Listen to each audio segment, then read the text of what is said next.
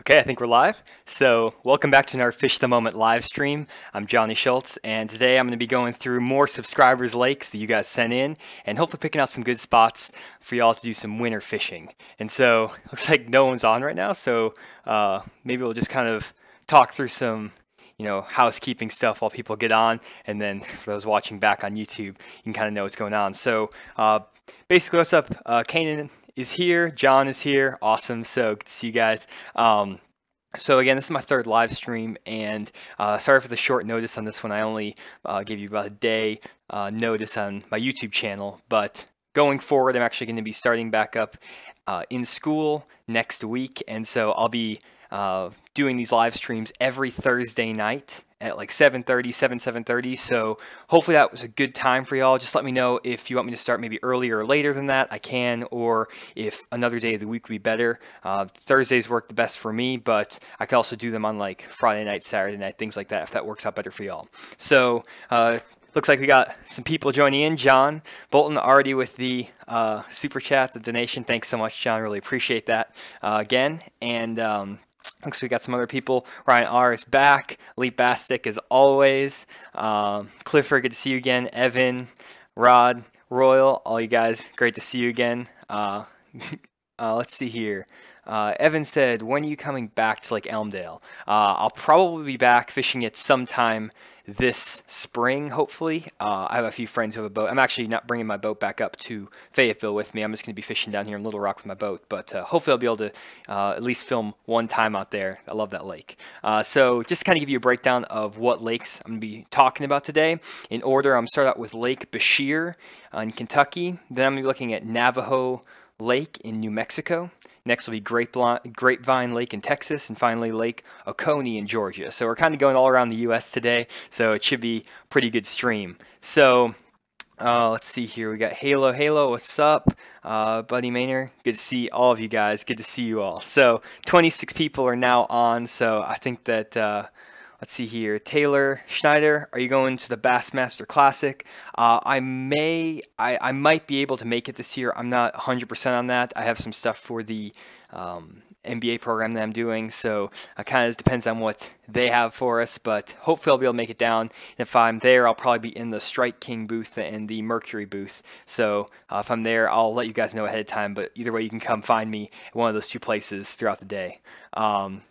Karen Hick, good to see you on here. Always great supporter on the videos. Ryan R is excited about Grapevine. Kevin, Altice, good to see you.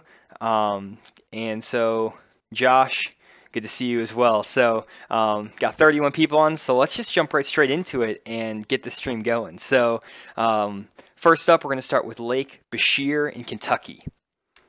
So Lake Beshear was suggested by S. Dunn and Michael Anderson. They sent me an email to my Fish the Moment 1 Gmail account, and you can actually send in your lake suggestions as well using the information in the bottom right corner of the screen here. Just send an email to fishthemoment1@gmail.com. Give me the lake name, the state, the county, water clarity, and water temperature. And make sure it has a Navionics map, and you can find that using the Navionics web app. And I have the address right there, right underneath Johnny Schultz Fish the Moment. You can see it's webapp.navionics.com. And you can also follow along on the web app through all these lakes if you want to check it out on your computer. So, got a bunch of questions already.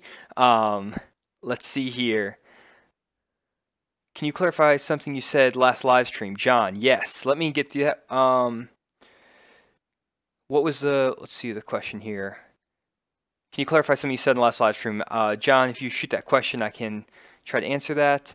Raw Royal says it's location, location, location. And you just said that. Thanks. I think it's true. It's all about where you're fishing. A lot of times you can pick the best bait, you can pick the right line, the right rod, go on the perfect day, but if you're not fishing where the fish are, you're not going to get bit. Lake Beshear is in Kentucky, John, and let's see here. Okay, so we got a lot of questions. So what I'm going to do is I'm actually going to jump into these lakes real quick, and then I'll get back to all these questions.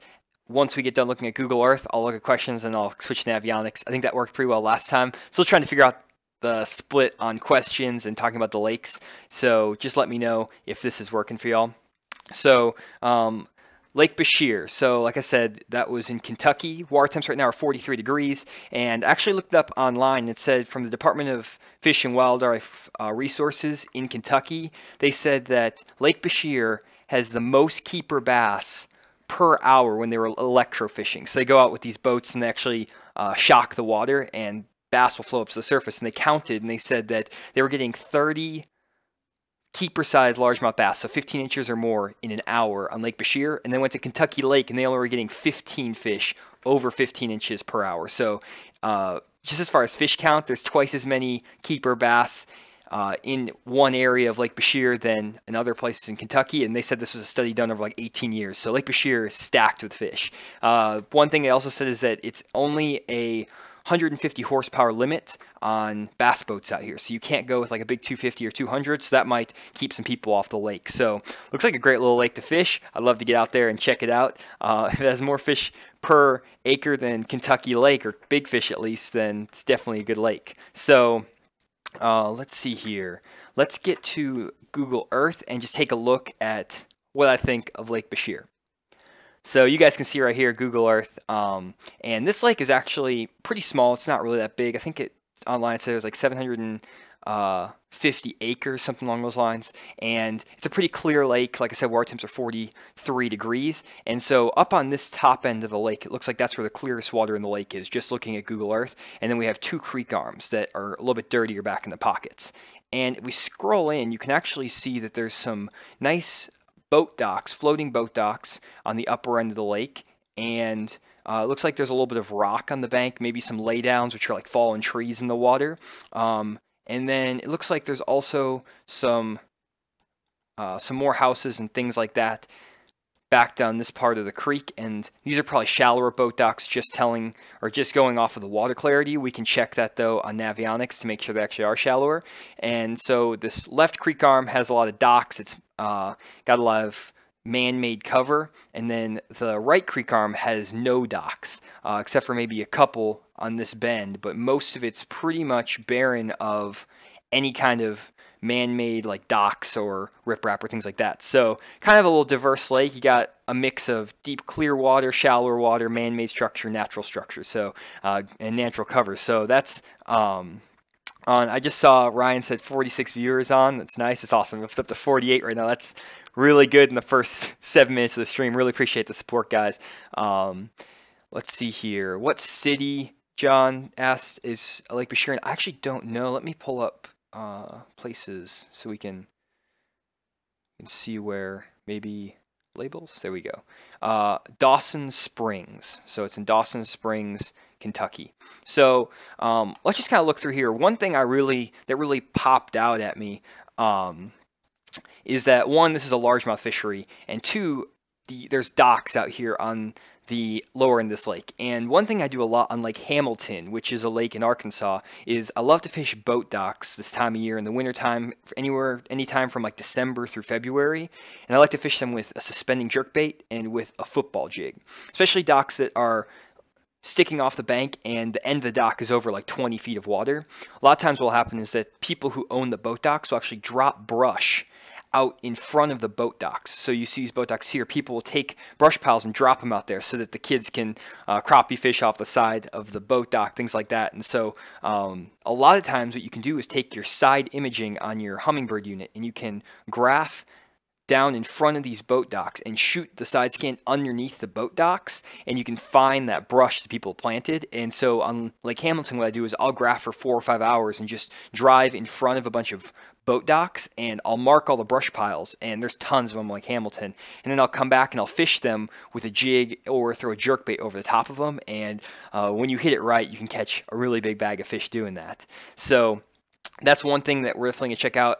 As far as which boat docks to fish, we'll use Navionics to determine that. We want to find boat docks near deep water, so we'll look at that. Another thing I noticed is that right down this bank right here, I'm going to zoom in here, there's some really nice rock and some really nice laydowns. It's kind of blurry, a little bit blurry, but there's some nice laydowns, which are trees laying in the water. And a lot of times in the wintertime, when you get a warm, sunny day and the water temps get up in like the, high 40s, low 50s. What you can do is you can actually fish these lay down trees with spinnerbaits and with jigs. And even if they're up in shallow water, if this is a steep bank, those fish will get up in those shallow laydowns, even in clear water. And you can catch some really big largemouth doing that. And it's kind of places people ignore because you're not really expecting fish to be in shallow laydowns in clear water in the wintertime. So I would definitely check that out. Next thing I would look at is just visibly on Google Earth, I would look at these boat docks down on this end of the lake. Right here, these boat docks look a lot shallower than the other boat docks we were looking at, and they look like they're all kind of floating boat docks. But one the reason I like these boat docks in particular is that you can see right here there's some nice grass on the lower end of this lake. And whenever you have grass on fisheries, the fish like to sit in that grass in the spring, and they'll spawn around grass beds, shallow kind of like emergent grass. And in the wintertime, a lot of fish will just kind of pull off the bank and suspend out here in the creek channel. But when it warms up, they'll actually pull up into some of these floating boat docks. And this is a really good pattern on a lot of the lakes in Georgia and like Lake Murray in South Carolina. They catch a lot of fish in the wintertime underneath boat docks on bright sunny days. On bright sunny days, you get shade underneath the boat docks, and you can skip a jig underneath these shallow boat docks. And even if they're only in 3 or 4 feet of water, these fish can stage underneath them and then move back into this shallow grass to spawn. So they might also spawn around these boat docks too. So normally this time of year I'll just fish, the outside edge of these docks. I won't really get all the way up to the shore, but sometimes I'll get, right up against the shore too in the wintertime. So let's get to some questions, and then I think that's pretty much all I could see from Google Earth on Lake Beshear. Then we'll go to Navionics and kind of get a better idea of how this lake lays out there. So let's get to some questions real quick. Tons of questions. Thank you guys for the interaction. Really appreciate that. Let's see here.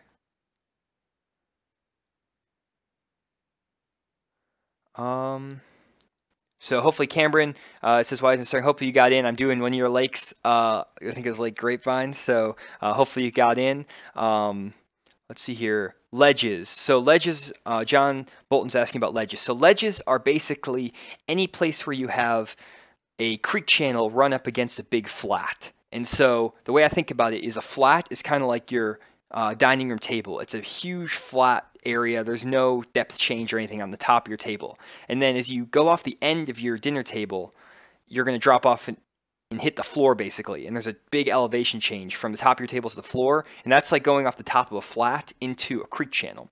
And so one thing that you guys can do if you want to get an idea of what ledges are a little bit better, you can check out my video on how to use creek channels to find bass year round. There's a video on my channel about that, and I talk all about creek channels, and all the spots you see in there, John, that I'm pointing out in those videos, those are all ledges. So any spot where I show the contour lines getting really tight together, that's an example of a ledge. And so I call them creek channel ledges, things like that. But check out that video if you want to get a visual idea of that. Also just posted a new video on how to use your electronics to find fish, and I think it's a pretty comprehensive guide on how to use electronics to find fish on your graph. And so that's like using a hummingbird unit, your sonar, using side scan, down scan, 2D sonar. I'll show you what fish look like, what cover looks like, what creek channels look like, everything. So put a lot of time in that video, so check that out. It seemed to be getting pretty good reception from all of y'all, so I'm glad y'all like it.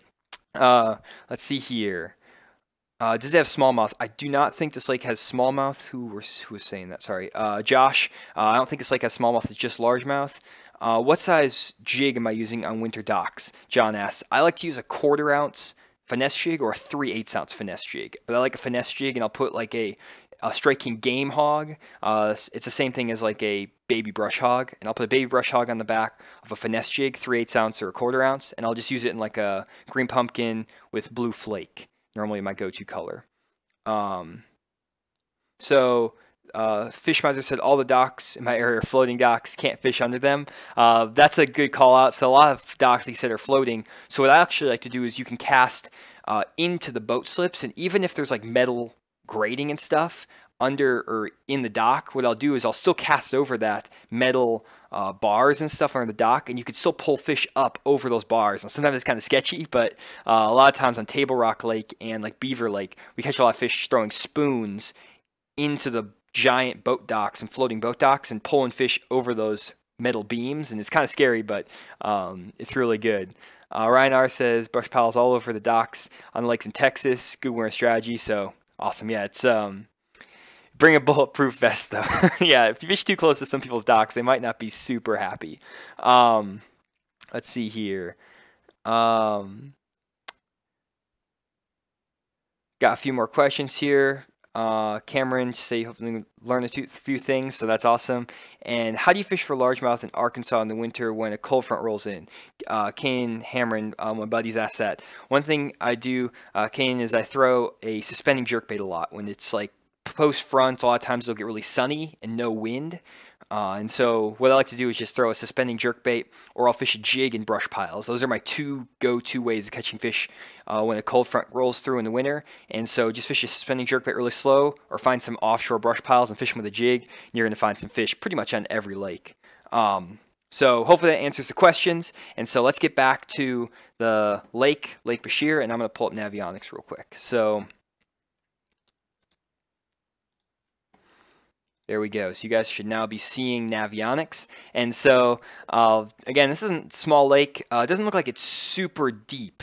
It looks like it's probably, you know, max depth of like 30 feet, maybe 25, 30 feet. So it's not a super deep lake, but it's clear. So one thing that tells me is that fishing is going to be a lot better on this lake when it's windy and potentially when it's sunny. The reason I think that that's the case is wind is going to break up the surface of the water on these clear lakes, and it's going to make the baits hard to see. So you might be able to catch them on jerk baits, spinner baits, crankbaits a little bit easier when it's windy on clear lakes. And the sun helps because it puts the fish underneath these floating boat docks and around these lay-down logs. In the even in this wintertime, fish like to get around shade, and that might seem a little bit counterintuitive, but they like to get around shade under these boat docks and around these trees when the sun comes up. So if you're fishing a clear lake and it doesn't have a lot of deep water, go on windy days or sunny days and you're going to have better luck.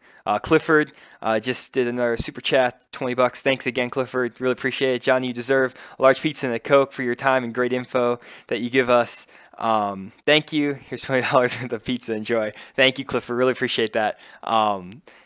Great that you guys are making donations. I really appreciate it. Like I said, I'm a college student, so just really strapped for time a lot of times, and sometimes can't put boat in the gas every weekend to go fishing. So I really appreciate anything you guys give. No pressure though to do it. I'm just doing this because I love it, and I love helping you guys, you know, figure out stuff on your home lake. And also I love the discussion in the chat. That's my favorite part of this live stream, is that you guys can talk to your each other, and you can you know, kind of get some ideas from each other on your home lake. So it's not just me talking, it's you guys talking in the chat. So if you guys are watching this back on YouTube, definitely tune in for a live broadcast of this stream, because the comments in the chat section is amazing on the stream. It's really fun.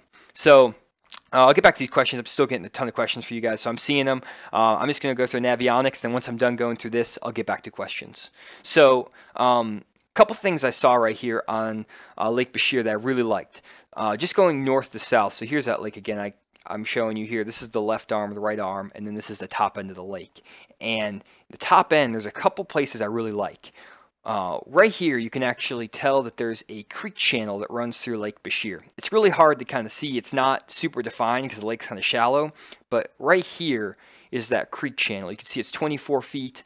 It goes up to 20 feet right here, and then the contour lines are a little bit sharper and closer together, so it's a little bit hard to see, but this is the creek channel, and it runs like this through the lake, if you guys can kind of follow that, and it runs like that. So that's how that creek channel runs through Lake Beshear. It's great to be able to see that. It helps find fish. Creek channels are a great way to find fish, or kind of point you to good spots in the wintertime. So that's the creek channel. And one thing I like about the top end of this lake is there's a super good pocket right here. And fish like to spawn in pockets. They're going to move up into this pocket to spawn in the springtime. In the winter, they're going to stage out in front of this pocket, waiting to move up until the water gets warm. Once the water hits like 60 degrees, fish are going to move up to spawn. So before it hits 60 degrees, they're going to be sitting out in front of this pocket, staging up on these two main lake points. And these main lake points right here, there's a creek channel that runs up right against both of these main lake points. It hits here and it hits here.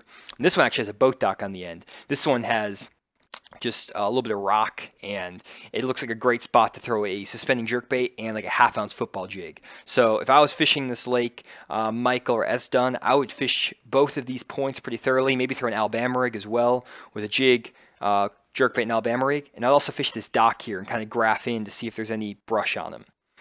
Another spot I really like is any place, really, whenever I'm fishing, I want to look for places where that creek channel runs up against the bank and then turns off the bank. So if you look like right here, this creek channel runs right along this bank. It's a little bit hard to see because the creek channel is kind of hard to see, but it runs right along this bank and then it makes a quick turn out in the middle of the lake. And so the creek channel doesn't run against this part. This is flatter bank. You can see the contour lines are more spread out, and then the creek channel turns right here and then goes over to this shore.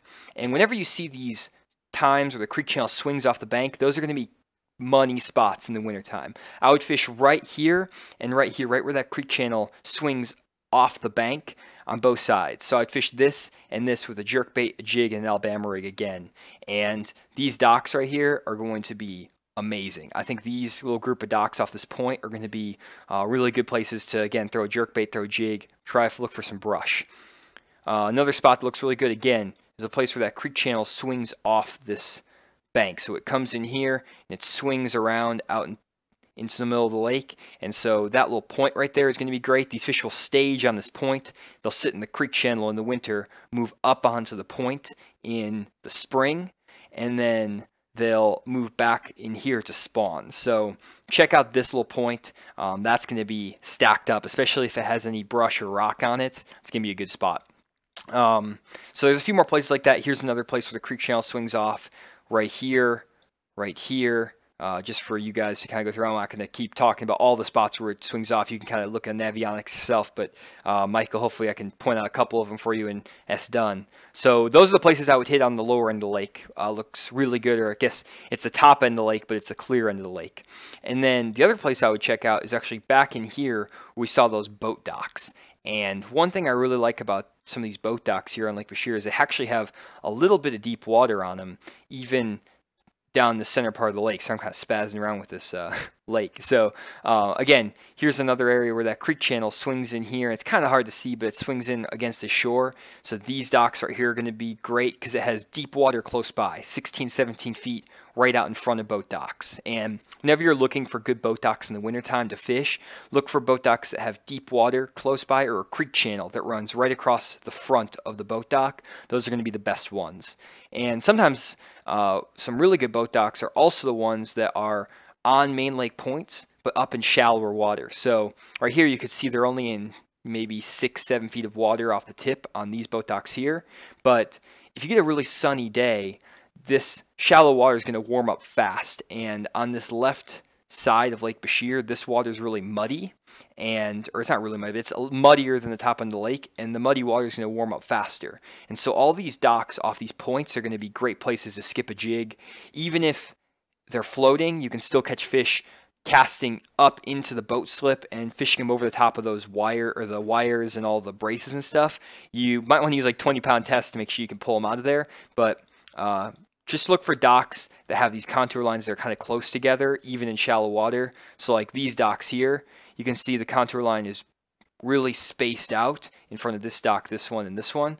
That means it's shallow and there's no deep water close by if the contour lines are spread out. But then these docks right here, you can see the contour lines are right on top of each other, and that means there's deeper water there. So those are the boat docks I would check out.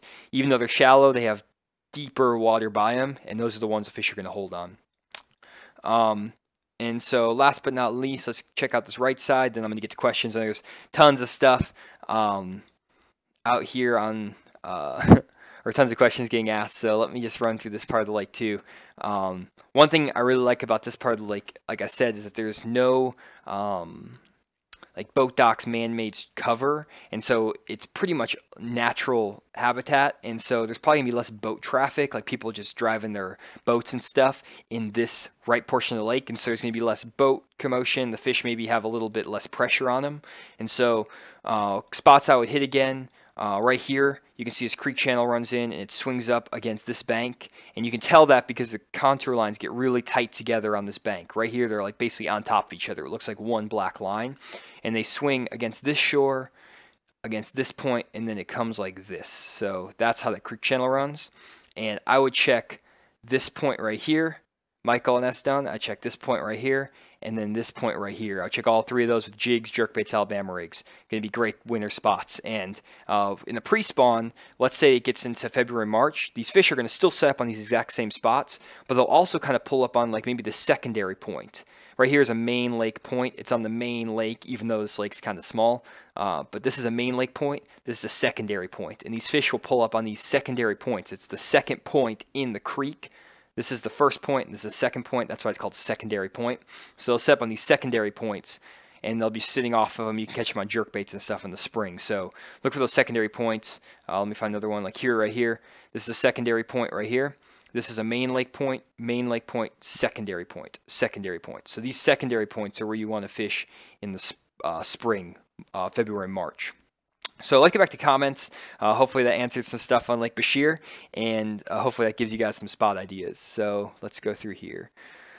Oh Lord, we got a ton of comments. Okay, so we got some questions. He said, on floating boat docks, are you fishing jigs on the bottom or fishing for suspended fish? So on floating boat docks, when I'm fishing a jig, I normally want to fish on the bottom, and what I'm looking for on those suspending around those floating boat docks is brush underneath the floating boat dock. So I want to find floating boat docks that have a tree or a Christmas tree or something like that that's been sunk underneath the boat dock. And then if I want to fish for suspended fish, I'll actually throw a jerkbait down the side of the boat dock. So on both sides and across the front of the boat dock, I'll fish a jerkbait that suspends anywhere from 4 to 5 feet deep, maybe 7 or 8 feet deep, depending on how deep the dock is. And so that's how I target the docks. I'll fish them on the bottom with a jig, suspended with a jerkbait. Also, an Alabama rig works really well. John asks, what weather conditions are most common for suspended bass? I found it's when it's cloudy and no wind.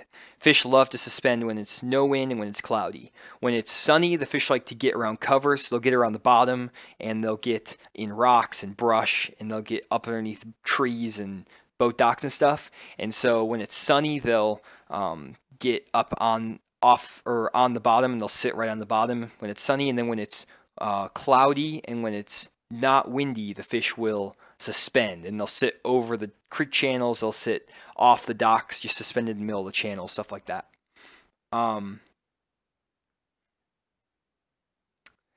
Let's see here. John says, put boat in the gas. He's excited about the $20. Thanks, John. Having some trouble with my words here, but hopefully you guys understood what I was saying. Let's see here. How come the contour lines aren't dark in that creek channel, John asks? I think it's just because it's really shallow. The lake is really shallow, and so the creek channel is not defined on Navionics very well. Normally they will be, but right now it's just such a shallow lake, it's kind of hard to see. I kind of had to pick them out just with my eyes and looking at the contour lines rather than the color change. Let's see here. Do you know anything about Lake Cumberland in the winter, Josh? I don't, actually, but I can definitely take a look at it if you send that request to the Fish the Moment Gmail, and just send me the lake information and on the bottom right corner, and I can take a look at it for sure. Let's see here. I love to get the kayak out by... Let's see here. I'm losing this comment. Ryan says he wants to get kayak out on Grapevine. So one thing I'm going to talk about too when we get to Grapevine, Ryan, is actually spots where you can put in with your kayak, like areas that are close to boat ramps, so that maybe for the kayak guys out there, you'll have some spots that are close to fish rather than just me picking spots anywhere on the lake. I'll focus around the boat ramps so that you guys can get some ideas on where you can fish on with kayaks. Sherlock Holmes, he says, I don't know if it's spelled a little bit different, so it's not the Sherlock Holmes, but he says, good info, Johnny, enjoy the videos. Thank you so much, appreciate that. Hunter said I should do East Fork Lake. Just again, send that to my email and I'll take a look at it. John says, anyone else a nerd here like me and could listen to this stuff all day? I could. I would love if someone would do another live stream that looked at lakes like this. I would watch it all the time because I would love to see other people's perspectives. I mean, when I'm talking about these lakes, I'm just talking through it at the lakes through my perspective, like areas I've caught fish in the past, techniques I like to use, and I kind of try to compare them to lakes I've fished in the past. But other people, like if you're from the East Coast or from the West Coast, you might have a completely different perspective than me, someone who's only fished in the North and the South for the majority of my life. And I've watched a lot of Bassmaster shows. I've fished all over the country, so I have a pretty good perspective on how fish set up in different parts of the country. Read a lot of articles and things like that, but still, a lot of the stuff I'm telling you is from my perspective as an angler in the South, and I found that most of the stuff I do applies across the country. Even when I go up to like New York, places like that, I can still take stuff I use on Lake Washita and use it up there and catch fish, so that's pretty interesting.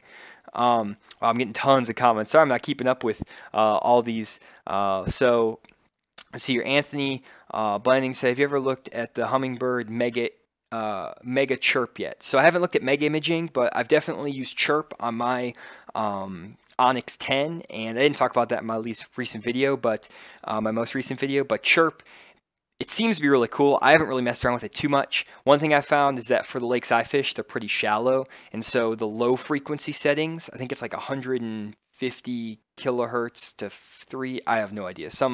I don't know if that much about all the settings, like that kind of stuff, but there's different ranges, and the lower range is the one I like to use, and I've just messed around with it a little bit. Big things I focus on are like the sensitivity, the contrast, sharpness, things like that. That's how I dial in the picture on my Humminbird. If you guys don't know what I'm talking about, check out that video I just posted. It's like complete guide to bass fishing electronics, and it'll walk you through how I set up all that stuff.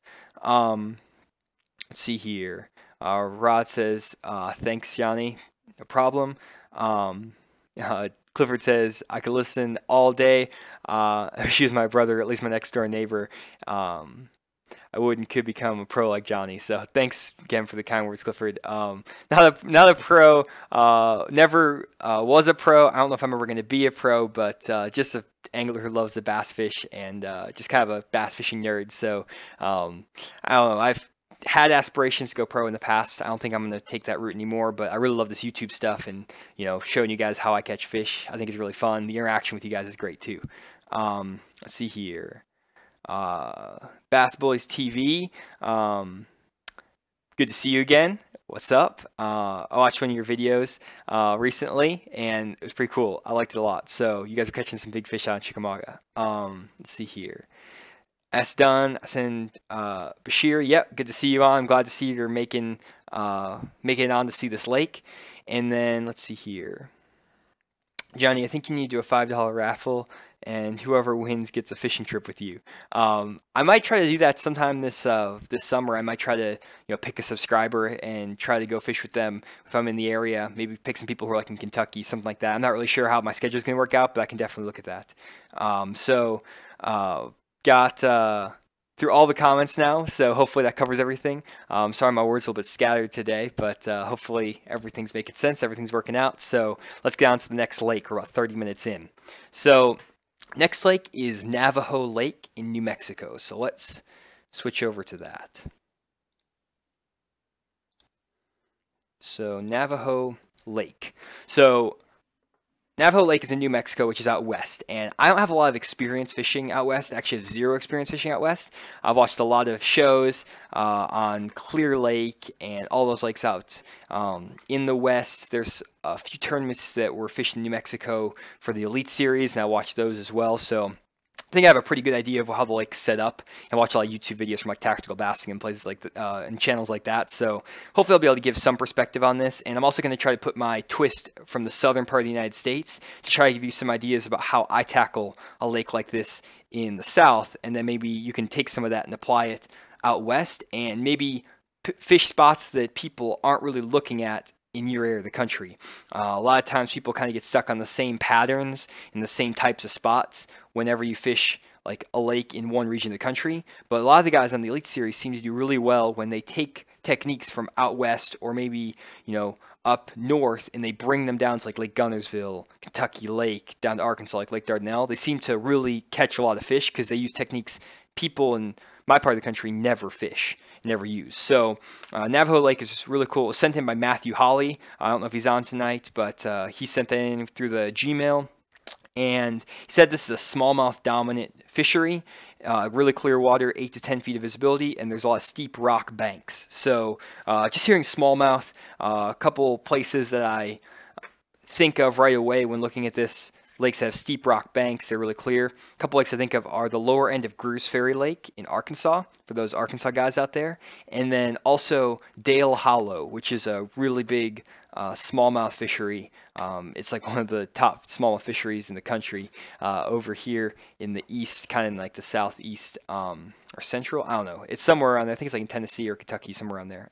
So really good lake there. So I'm going to try to take my knowledge from those lakes and apply it here on Navajo.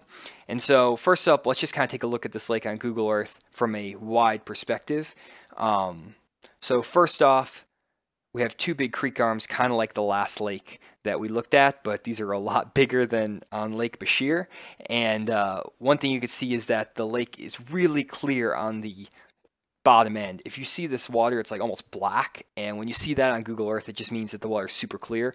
And up here we have a lot dirtier water, so you can see this water is more brown, kind of gray, and that means that the water is a lot dirtier, maybe only has a foot to 2 foot visibility. So first off, if I was going to fish this lake and I only had 1 day of practice, let's say I was fishing a tournament out here, I would ignore all of this part of the lake and I would run up to this section of the lake up here, that dirtier water, because that's what I'm more comfortable fishing. I like fishing in water clarities from like maybe 6 feet and less. So I don't mind fishing in clear water, but like 8 to 10 foot of visibility is super clear, and the lake down on the bottom end of Navajo is like 100, 200 feet deep. So that's definitely out of my comfort zone. So I want to find areas that maybe have pretty clear water, maybe 3 to 5 feet of visibility, but not the 8 to 10 foot that Matthew was talking about.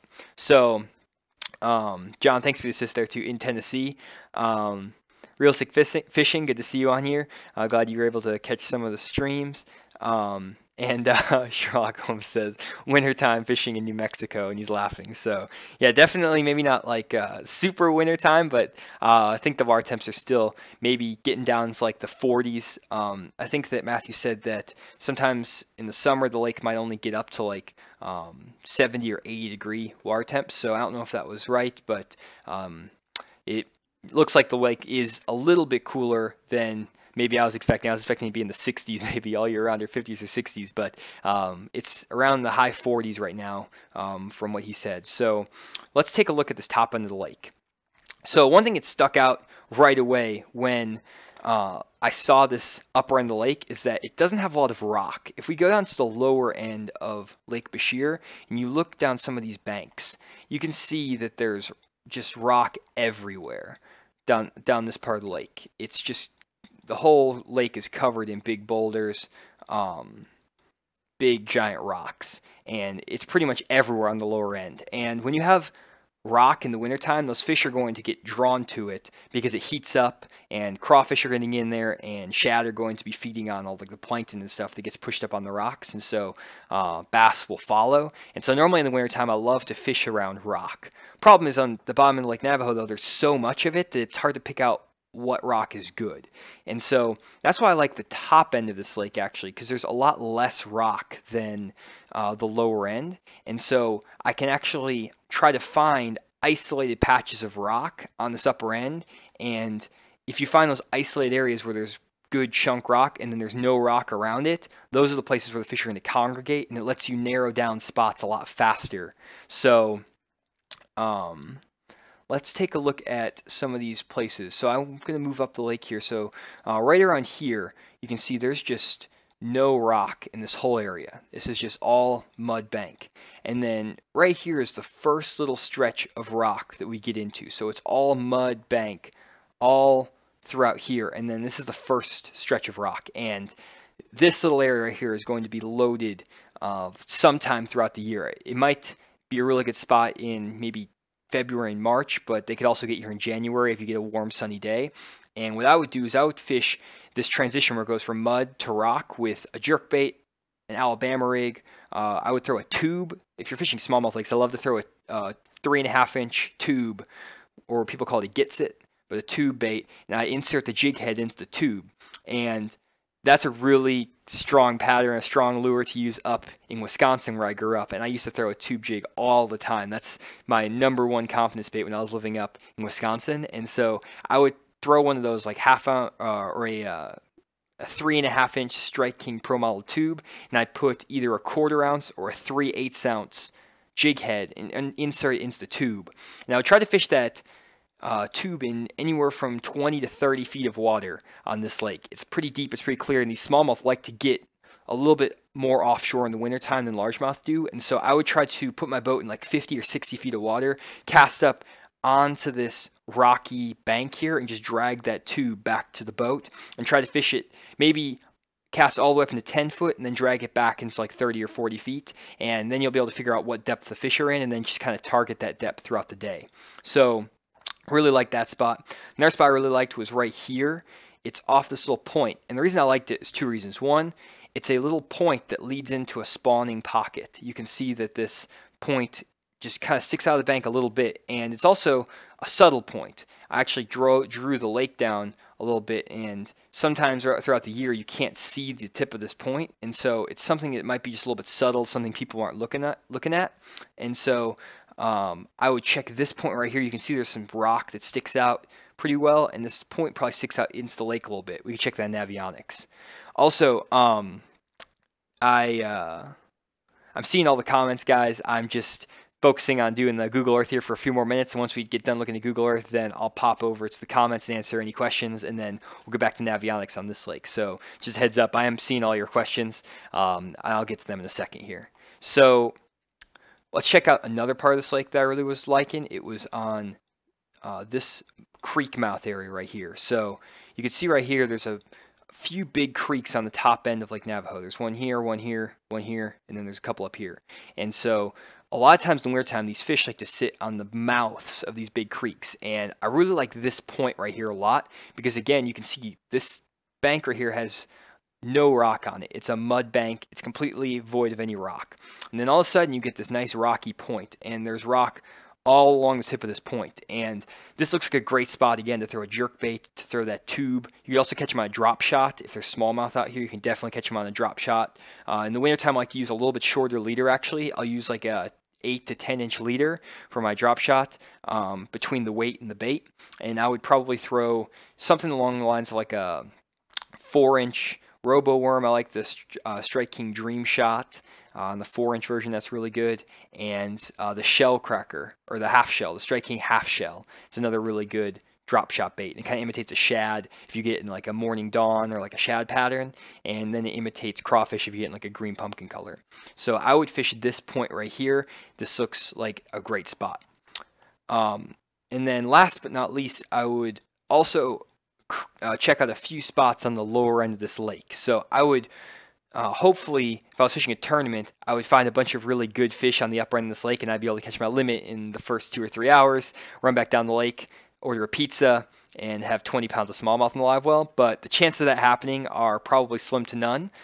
So hopefully I'll catch a few fish up in the top end of the lake, but I'll probably have to end up running back down the lake if we launch down here, and I'll have to find some spots by the boat ramp just in the last few hours just to make sure that I have a few spots to run back to in case the upper end of the lake isn't working. And a couple places I really liked on this lower end were in this creek here. Actually, I'm going to look at this on Navionics in a second, but this creek has a lot of really steep, rocky banks, and they look like they're really chunky, like big boulders on these banks. You can see right here, there's like almost a sheer drop off this cliff where these rocks are. And these type areas right here, especially this bank right here, it's like a 60-degree bank, are great places to catch fish on a football jig, a wobble head like a biffle bug, and also on a Ned rig. And I know that that's a really good pattern on Dale Hollow Reservoir, which is one of those really good smallmouth fisheries in the south. And people get on those 60-degree banks, throw a jig, like a 3/8 and a half-ounce jig, and they'll cast it all the way up to the bank and then work it back off into 30 and 40 feet of water, keeping their boat in like 60 or 70, and they catch a lot of giant smallmouth, like 6-7 pounders out there in Dale Hollow doing that. So I'll look at this creek with Navionics as well, but it just looks like a great backup spot. I would probably just fish down these banks here in practice, find some areas where maybe there's a group of fish stacked up on one of these points, and then I would have an extra spot for a tournament to come back down and fish. So let me get back to some questions. I'm getting a ton of them here. Let's see here.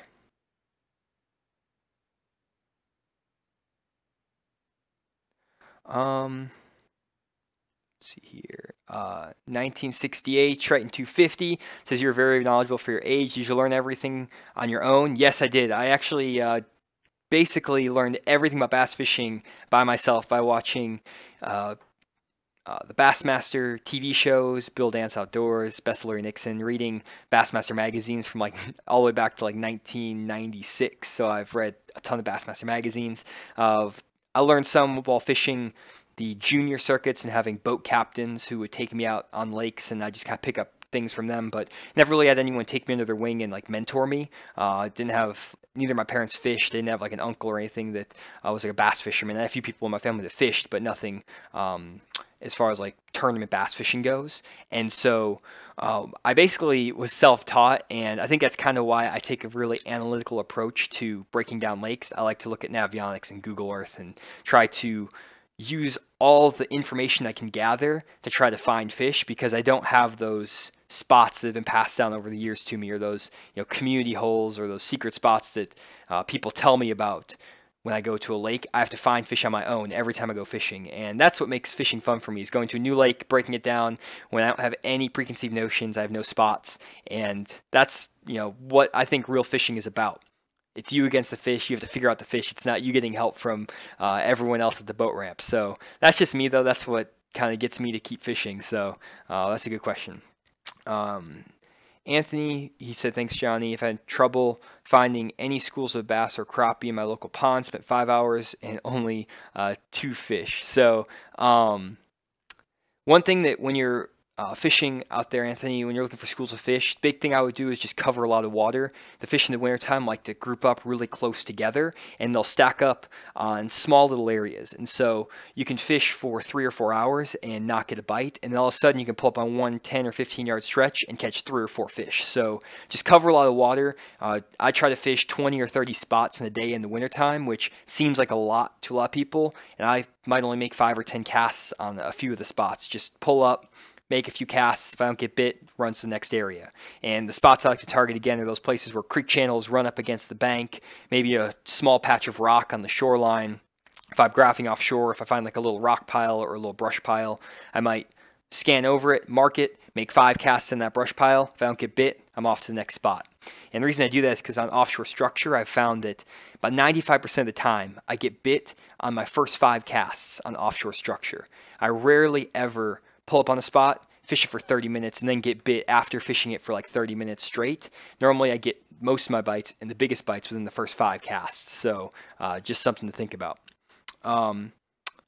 Kevin asked, how does blueback herring affect winter bass? I can actually get into that when we talk about Lake Oconee in Georgia. I don't know if it has herring in there, but it's in Georgia, and that's a big deal. So I'll talk about that. I'll get back to that, Kevin.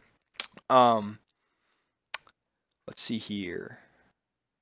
Roker smallmouth came from Dale Hollow. Thanks, Bass Boys, for that. Yeah, it's great lake. Let's see here. Kevin said they were in the back third of the creeks last week.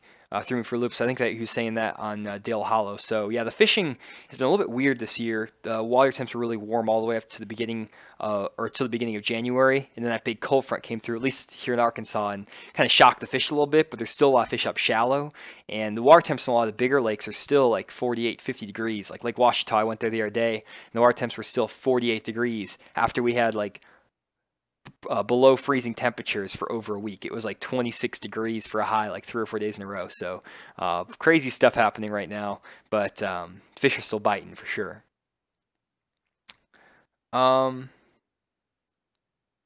See here, Clemente, good to see you again. He said, what's the best time to fish post frontal conditions? My favorite time to actually fish when a front rolls through is the day after the front. A lot of people think that maybe might be the worst day to fish, but normally the day after the front, you're going to have sunny conditions, and you're going to have really good winds. So the wind is going to be really strong in the morning, and so the fish normally bite actually really well in the first like 4 or 5 hours of the day after up front.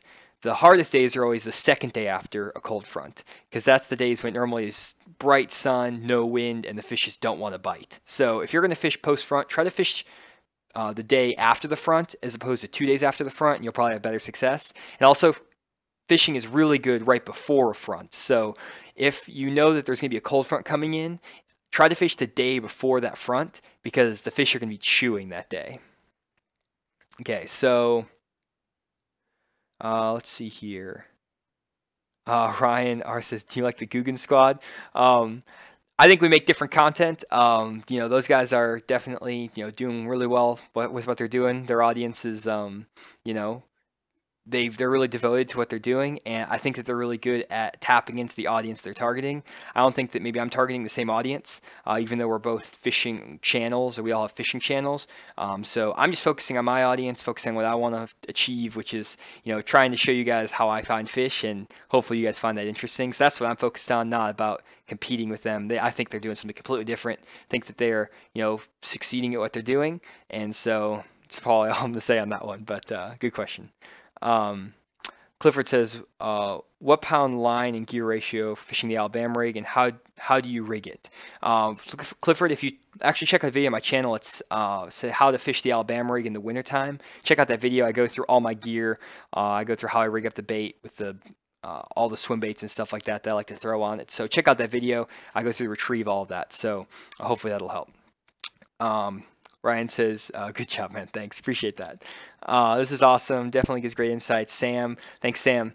Appreciate that. I'm glad you're enjoying the stream. So back to that, we're dropping people. Whenever we do the Q&A, it seems like we get a drop. So if you guys don't want the Q&A, or if you think that I'm talking too much on the questions or talking too much about the maps and stuff, just let me know. I can change the balance up. I know I keep asking this and never get really any comments, so I really appreciate any advice you guys can give on that. So let's go back to Lake Navajo and keep talking about this lake. And I'm going to switch over to Navionics now, so we can take a look at what this lake looks like under the surface.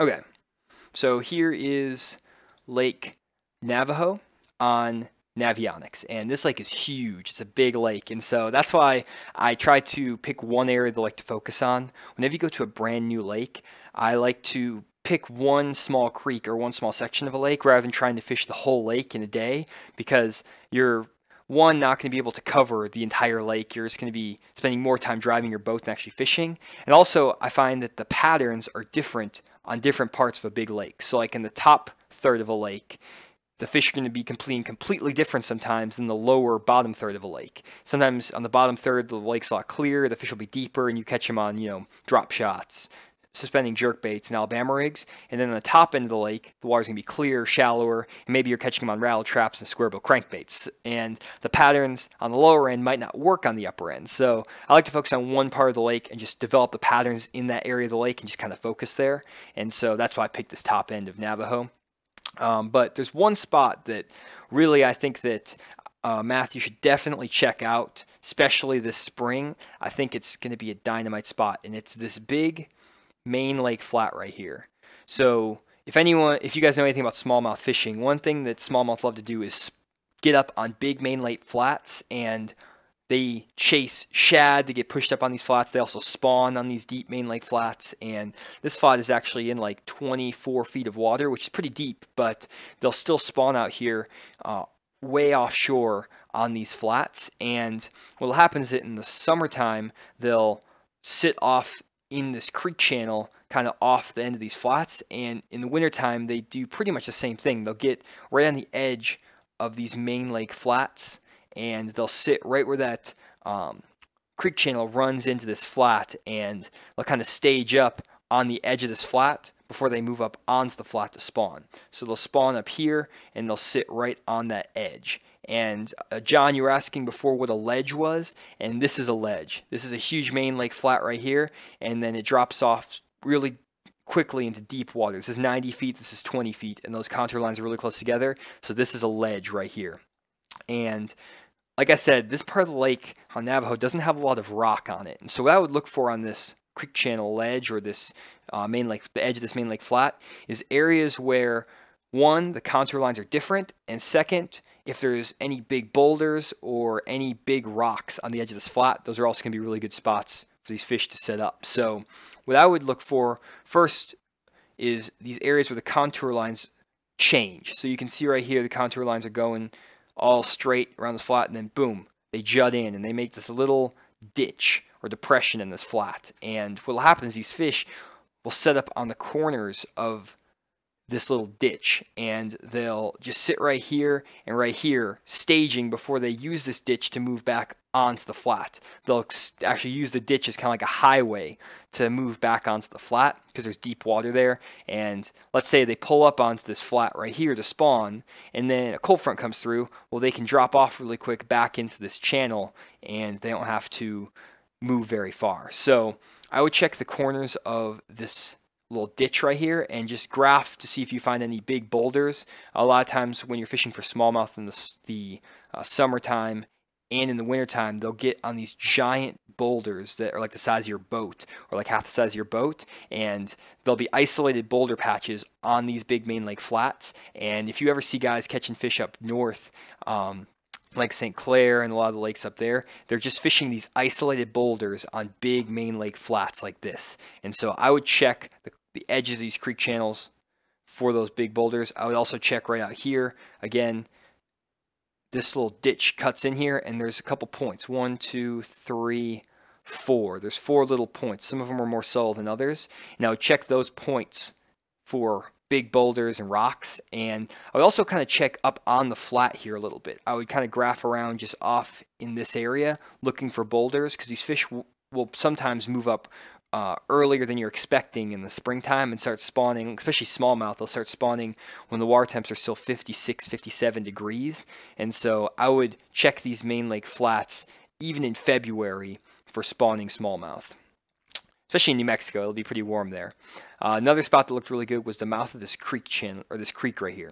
The reason I like it is because right here is a big pocket, and the fish again are going to spawn in this pocket. They'll spawn in all these shallow flat areas, and the water's pretty muddy in this part of the lake. So I'm thinking that some of these smallmouth might actually push up into these pockets and spawn up at like 2 or 3 feet of water. You can sometimes catch smallmouth like flipping bushes and stuff on Greer's Ferry Lake, and they'll get up in these shallow like 2 and 3 feet of water areas. And so what they'll do in the springtime and the winter is they'll stage on these areas where the creek channel swings up against the points of these bays and these pockets. So this is a big point here, and this is another big point here, and here's this big pocket.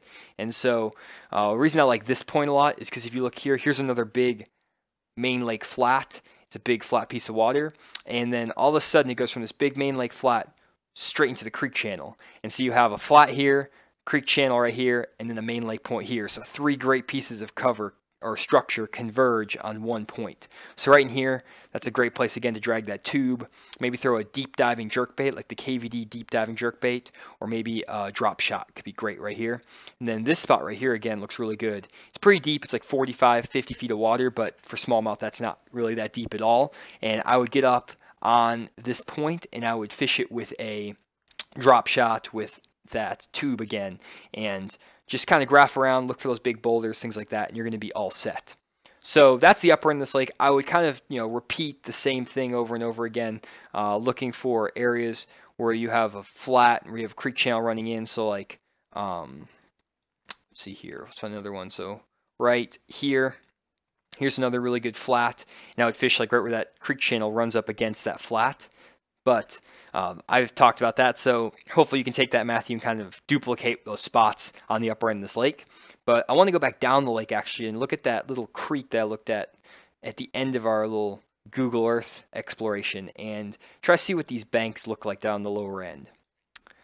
And they actually look pretty much like I was expecting, just a sheer drop. So you can see these, it's literally just black right here. So that means the contour lines are cut really close together, and that means it's a super sharp drop. So it'll go from 0 feet of water to 312 feet of water right off the bank. And so that's super steep drop. But even on these super steep banks, you saw there was big chunk rock. Actually, let me get back over to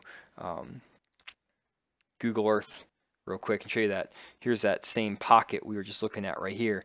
You can see there's this really big chunk rock down this bank, and these big flat rocks will stick out into the lake, and right here they'll actually spawn on these big flat rocks down this bank. And you might think it's crazy that they'll spawn on this super sharp break. I mean, 300 foot of water is right here. It's only a foot or two of water here, but on Beaver Lake in Arkansas, I catch a lot of good smallmouth off of these really big chunk rock boulder banks, and they'll be sitting like literally in behind, like here's a boulder right here, here's a boulder right here. They'll be sitting in behind there, and they'll spawn in that area. So because they spawn on these banks, they'll actually just sit right off the sides of them in the wintertime and suspend. They have super deep water here. They have their spawning area right down this bank. And so I would throw a Ned rig and a football jig, and I would just fish it down all of these bluffy banks. Put my boat in like, I guess like 100 feet of water, since they're right off the banks. Just put the boat in 100 and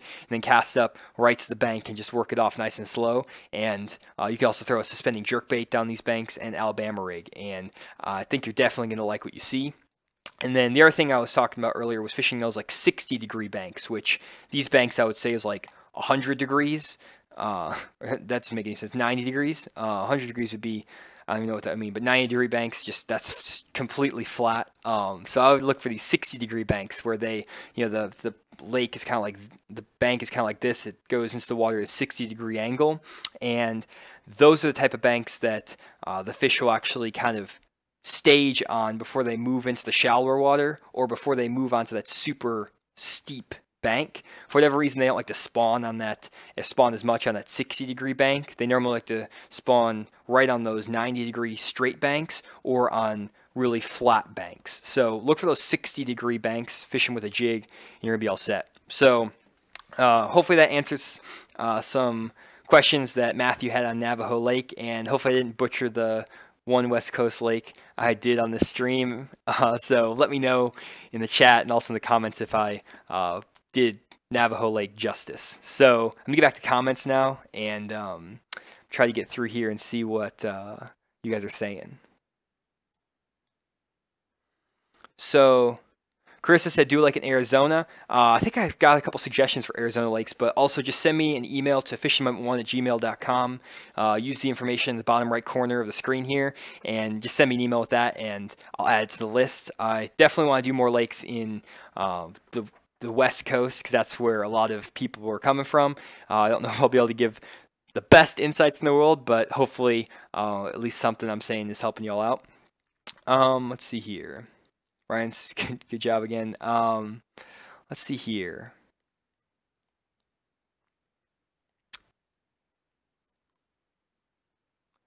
Anthony said, are you going fishing anytime soon? You try to copycat you. Yeah, actually, I went fishing last, I guess, no, I went fishing a couple days ago. I went fishing like 2 or 3 days ago on Lake Washita, and I'm going to be posting that video soon. I actually went to a new area of the lake I've never been to before. So I picked out a new creek I'd never been in, and I marked about 15 or 20 spots on Google Earth, just like we're doing tonight, just looking at these lakes, dropping pins on the lake using Google Earth and also on Navionics. And then I went to the new creek I'd never been to and caught a limit in like 15 minutes. Pulled up on this timber line, threw a football jig down there and caught a limit for like 12, 13 pounds in about 15 minutes. And I went and repeated that pattern through the whole creek. So it was a pretty cool video, kind of showing you guys how I break down new areas of my lakes I fish, and also how to pattern fish throughout a new creek or a new area you're fishing. So hopefully you'll like that video. It should be coming out sometime soon. I'm starting school again here in the next couple of days, so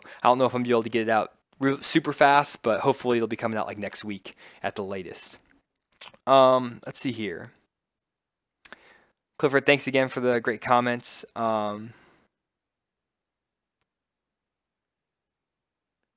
He says, no other person on YouTube gives insight on fishing like you do. You can ask Scott Martin a question about anything, Johnny. Scott will ignore you.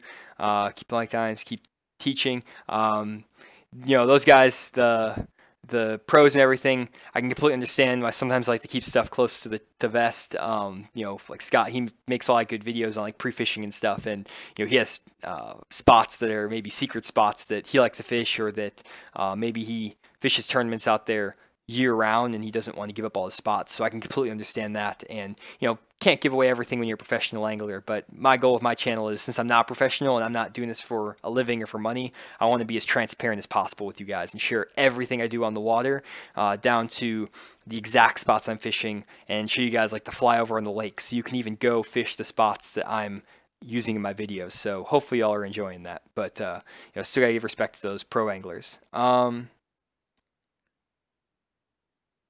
see here.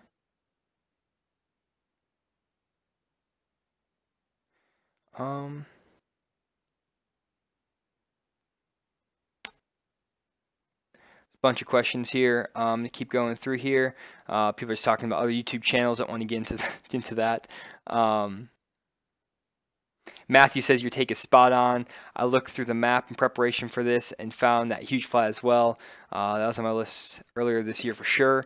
So awesome, Matt. Glad that the stream is helping you out and that I'm looking at these lakes and doing a good job. So Ryan says, Johnny, do you plan on doing any rod and reel reviews for videos? And I'm probably not going to. I don't really think equipment is that important. I might be eating my words here and doing a bunch next year, who knows? But in my opinion, I think most rod and reel companies produce great rods. They're all pretty much the same. So when I make my videos, what I like to do is just say, this is the stuff I'm using, but I don't think I'm like an expert on equipment or anything like that. So I'm not going to make any specific suggestions. It's kind of like golf clubs. If you look at the golf club industry, I like to golf a lot, and there's 10 different companies that make the best driver on the market, and you can hit all the same. You can hit the driver and you can hit them all right next to each other, and they'll all go the same distance and pretty much do the same thing. It all depends on how you fit the club. And so it's the same thing with fishing rods. If you buy a rod from one manufacturer, it's a 7-foot medium heavy, and you pick another manufacturer's 7-foot medium heavy rod, it's going to be pretty much the same. The only difference is going to be if you have a 7-foot medium heavy bait casting rod, and then you have a 7-11 heavy action bait casting rod. Obviously, they're not going to be comparable. But a lot of people might say, I love this 7-foot medium action rod from, let's say, Quantum, and I don't really like my 7-11 heavy action rod from Shimano, and it's just probably because you're not pairing up the right technique for the rod. So that's kind of my take on it. But if you guys want that stuff, if I ever get a new rod, new reel, I can always put a review up on the channel, but probably won't be super interesting. What was the video I just mentioned? Kevin was asking. It's just a video that I'm making. I haven't made it yet, but I've filmed it on Lake Ouachita about a week ago, or a couple days ago, so hopefully that'll be up soon.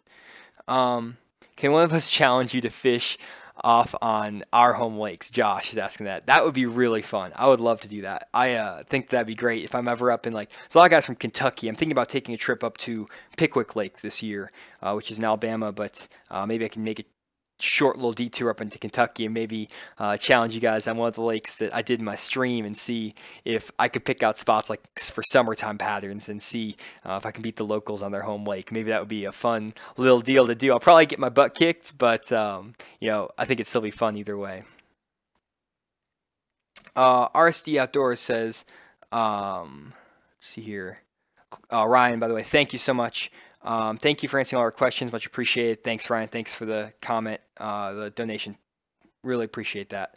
So tell us a story how you caught your first smallmouth bass. First smallmouth bass I caught when I was 7 years old, and it was in the Milwaukee River. And I was actually wading in the Milwaukee River, and I can remember it, the exact spot where I caught my first smallmouth. I actually caught my first rock bass in the same area. I was just down by the river, and there were fish swimming along this little like concrete wall, and I just like stuck my hand in the water and pulled out a rock bass. I don't know how I did. I was like 7 years old, and that was like one of the first fish I'd like caught. I literally just stuck my hand in the water and grabbed one. So maybe that was like my instinct for fishing was developed there. If I could catch them barehanded, I don't know if everyone can do that. I'm not really sure. But then there's a little dam, and water was rushing over, and I caught my first smallmouth off that dam just fishing a little. There was a guy who showed us them, but it was like a little grub. It was like a little tube jig, but it was a tiny little tube jig, and you insert the head in. And I was fishing it down the edge of this dam, and the current was washing over, and there's a little bit of like a seam or a little eddy in the water. Dropped it down there, got my first smallmouth. So after that, I caught thousands of smallmouth in the Milwaukee River, just wading the river. And I would do that almost every day after school. So I love doing that, and I love to maybe get back out and do another video on the Milwaukee River, just wading and showing you guys how I used to catch fish on a little spinning rod, like 4-pound test, stuff like that. See here. What are your thoughts on the difference in fishing current-driven rivers versus lakes? David Dixon.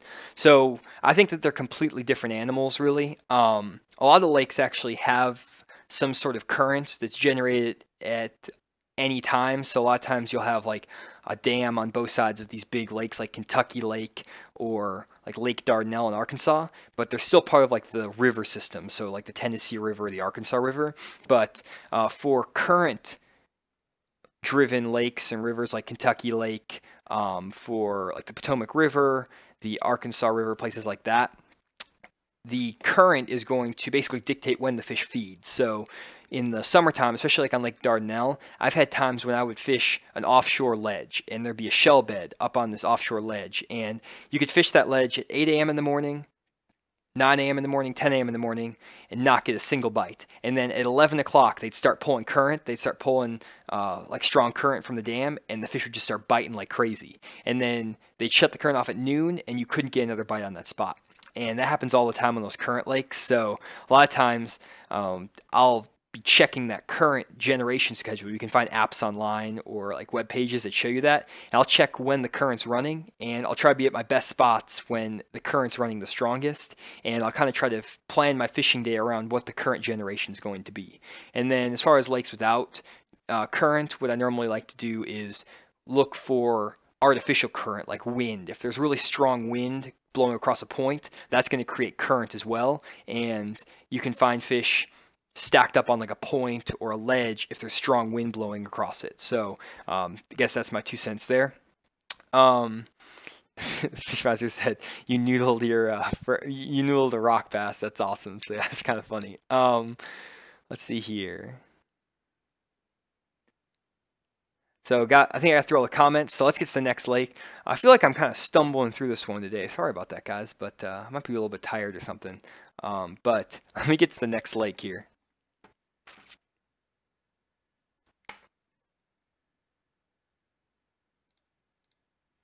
Okay, so next lake is going to be Grapevine Lake in Texas. So for all the Texas guys out there, you're probably excited about this. This is a lake just like in this, outside the city limits of Dallas. It might be in Dallas, but I think it's in one of like the smaller towns outside of Dallas. There's so many different ones out there, it's kind of hard to tell.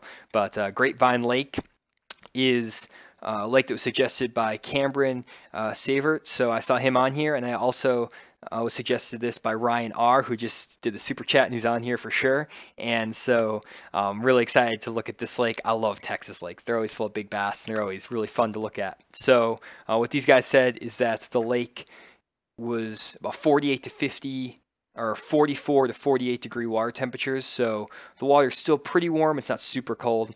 There's a lot of flooded timber in this lake. There's also some shallow rock, and has a mix of largemouth and smallmouth. So there's actually smallmouth down in Texas, guys. I don't know if any of y'all knew that, or I'm sure some of you did, but there's some really good smallmouth down in Texas. And I know Grapevine is pretty good smallmouth lake at certain times of the year. So what I'm going to do is kind of just take a look at this lake using Google Earth first, and then you guys are going to be throwing a bunch of questions in here, so I'll get back to those after I'm done looking at Google Earth. So first off, what I'm going to do is I'm actually going to go up to the top of the screen here. You can see I have this little bar on the top left of the screen, and there's a little clock, and it has an arrow going backwards to the left, and it says show historical imagery.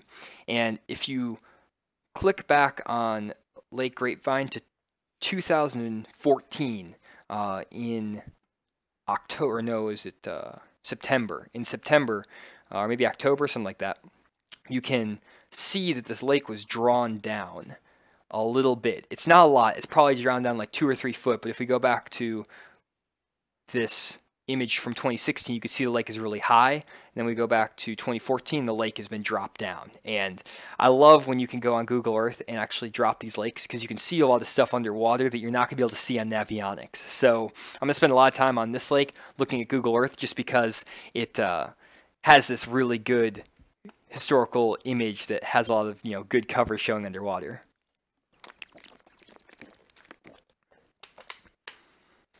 So let's see here. So starting off, there's a couple places I kind of was checking out before I started this, and the first one I was looking at was this little creek right here. So this little creek has a nice boat ramp in the back, and normally this water comes all the way up in these bushes, and it's kind of a flooded, there's a lot of flooded bushes on this lake, and that's probably really good in the spring and during the spawn.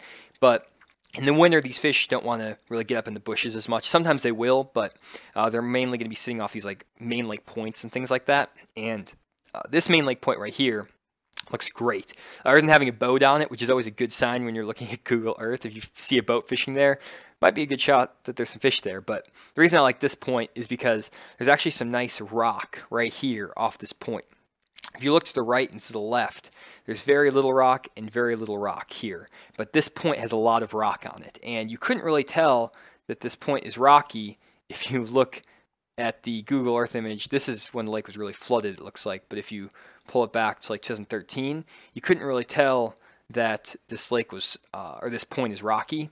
And so that's why I like using this Google Earth. But I would check this point right here, guys, with a flat side crankbait and with a jig, and I would probably just run the outside edge of this point, just kind of fish all around the point with that 8 to 10 foot diving flat side crankbait, like the KVD 1.5 flat. Now just crank these points with that crankbait. And I would also maybe try to throw like a Carolina rig up there, especially when it gets into February. These fish will start staging on these points to spawn.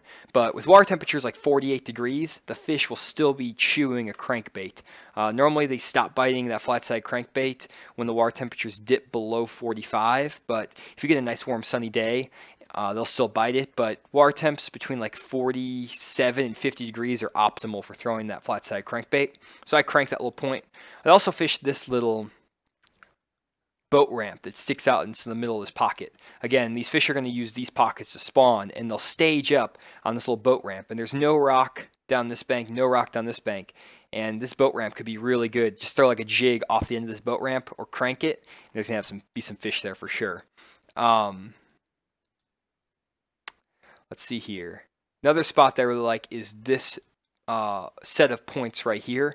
You can see it's really rocky. There's some rock here, some isolated rock. I like this spot right here a lot because it's a nice point that sticks out, and you can't see the rock up on the bank very well, but there's some really big boulders isolated off the bank here, and normally they're underwater. And I bet that these boulders move off into the lake here a little bit further, but because there's no rock here and no rock around it, fish are going to congregate to that little rock pile right here, and that's going to be a great spot where fish are going to set up and kind of group up on.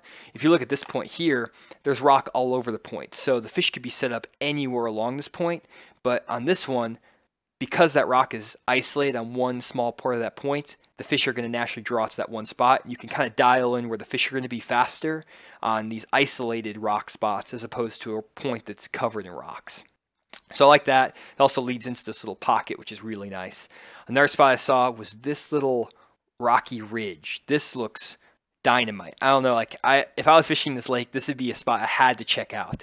There's rock, chunk rock down this bank a little bit, but this is like a rock vein that runs off this bank, and it probably sticks out into this lake here further even, and there's really big rocks here. And so I would throw a jig, a jerkbait, Alabama rig, and a crankbait all day on this little rock vein. So I love that spot. We'll look at Navionics to see if there's deep water by it, but I think there was when I was checking it out.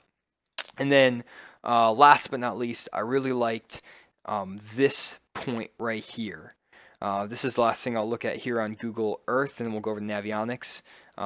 But right here, I love this point because, again, it has mud bank right here, it has mud bank right here, and then there's a really nice rocky spot off this point. And this is a secondary point. Here's the main lake point, here's a main lake point. This is a secondary point, but it is in the mouth of a nice pocket where these fish will spawn. And it's also right by a big boat ramp and marina, and so these fish might get released after tournaments and stuff from this marina and swim out to this main lake point, or the secondary point right here, and stage. So I love that point right there. Let me scroll up here. There was maybe one more spot I wanted to look at up on this part of the lake. Let me check this out. Oh yeah, here's one more spot. This spot right here.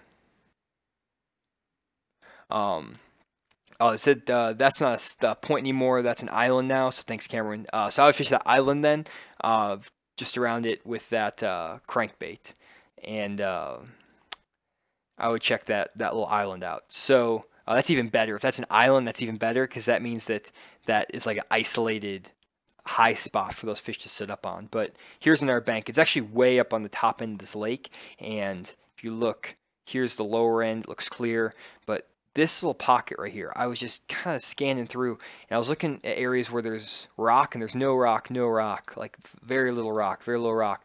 Right here, there's a really good rocky stretch down this point, and there's no rock all the way around here as well. And because that rock is so isolated, these fish are going to congregate on that. And because it's in the mouth of a pocket, they're going to stage here in the wintertime and in the spring. So I would definitely check out that little point too, guys. That looks really good. So that's what I found on Google Earth. There's some other stuff that looks really good. They're probably like springtime spots. When you look at this lake drawn down, you can see like nice creek channels in here. Here's another nice little creek channel.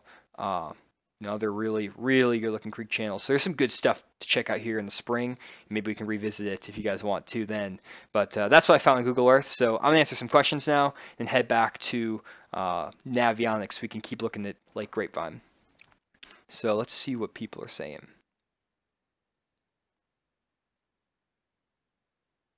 People are pumped about Grapevine, it looks like. Let's see here.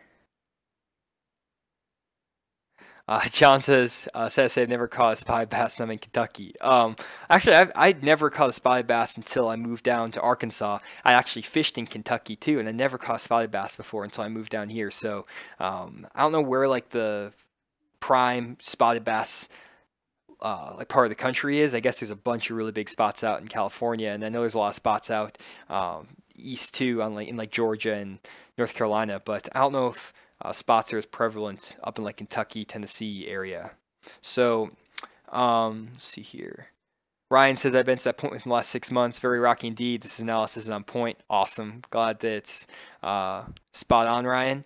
John asks, what's a good store-bought flat side crankbait? One that I really like, again, is that KVD 1.5 flat. It's only like $6 or $7 in store, so it's cheaper than buying like a balsa wood flat side crankbait. And I have a bunch of videos on my channel about that bait. It's a fish catcher. It's pretty light though. I would throw it on like a 7-foot medium light action rod, and I put it on 10-pound test because a lot of times those light baits are kind of hard to throw on heavy line and a heavy action rod. Let's see here. Mario said, do you know when Hag Lake will make the list? I think that might be actually the next one up, Mario, in order. So it probably will be next week. It should be up next week. Let's see here. Ryan says, that's I'm going to Grapevine tomorrow. No looking back. Awesome. Ryan says the dam is good in the spring too, especially around the aerator. Let's check that out real quick, actually. One thing that definitely dams are really good. I know that on like Joe Pool Lake, the dam is really good there. I also know that on Greer's Ferry Lake, there's a dam down in Clear Creek for guys who are in Arkansas, and those fish get on the dam as well. And it's kind of hit or miss, it seems like, on these dams. For me, either the lake is going to have a dam that's loaded with fish, or there's not going to be any fish on it at all. But it seems like if you find fish on a dam one time of the year, you can catch them there year-round. And so that's that aerator I think he's talking about right there, that Ryan was talking about. But I know that like 10 Killer Lake, the dam on 10 Killer Lake in Oklahoma is really good. So there's a few, but I fish dams on every lake I go to, and it seems like I catch fish on like 1 of 3. So maybe if you don't catch fish on a couple, don't give up. Just fish the next one on another lake, and you might find them. Let's see here. Do you throw a blade bait much? Kevin's asking. I don't throw blade bait that much. I know it's really big up north, like the actual, I don't know. I throw like, they used to call them zip lures, but there's blade baits. I don't know. There's like, it's just like a hunk of metal basically with some hooks on it, and it's kind of shaped like a fish. And people catch them a lot up north on it in the winter, but I don't really throw it that much. I like to stick with my 5 confidence baits. I talked about them in my video, but it's a flat side crankbait, a rattle trap, a football jig, an Alabama rig, and a jerk bait. Those are the 5 baits I throw in the wintertime, and I stick with those 5 baits, and that's pretty much it. I don't like to branch out from that too much, because whenever I do, I seem to not catch that many fish, and when I stick with those 5 baits, I seem to put a lot of big fish and a lot of numbers in the boat. So that's kind of what I do in the winter, and that blade bait's kind of a winter bait. So I know you could probably catch them in the summertime on it, but it's a pretty big staple up north on the Great Lakes in like early spring, like in March and April up there, as well as in November before the lakes freeze over. See here. So areas offshore a little bit in the middle of the dam. He said it's only on the summer, so Cameron giving some insight on that dam stuff, but that's good. So yeah, check those dams, and you might be able to find some fish. So now let's get back over to Navionics and check out Grapevine Lake and see how it's looking.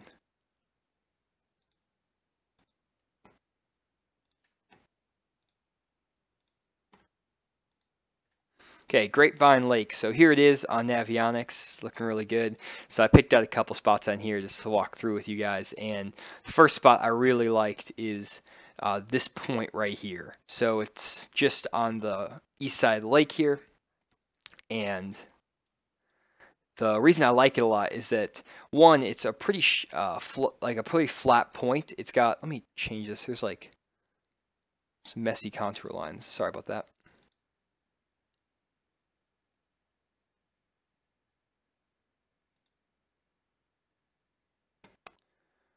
Well, there we go. Okay, that's better. There we go. Okay, so the reason I like this spot right here is because, one, it has some flat contour lines on the top of this point. So right here you can see the contour lines are really sharp and dark around the edge of this little point, and that means it's a sharp drop off this little point. But then right on top, you can see that they kind of spread out a little bit and they come to a circle. And normally when you see that on Navionics, that's going to mean that there's a hard spot on top of that point. And as you can see, the creek channel runs right up against this point. So it runs down this bank right up against this point. And I would think that these fish are going to stage either off the end of the point. You can catch them on like a 3/4 ounce football jig or maybe an Alabama rig, or they'll get up on top of the point. You can catch them again on that football jig, or if the lake's low, maybe cranking with like a flat side crankbait or a Strike King 5XD, 6XD, something like that. So I really like that point. Also, you could catch them on a Carolina rig on the spot too. Could be a really great area.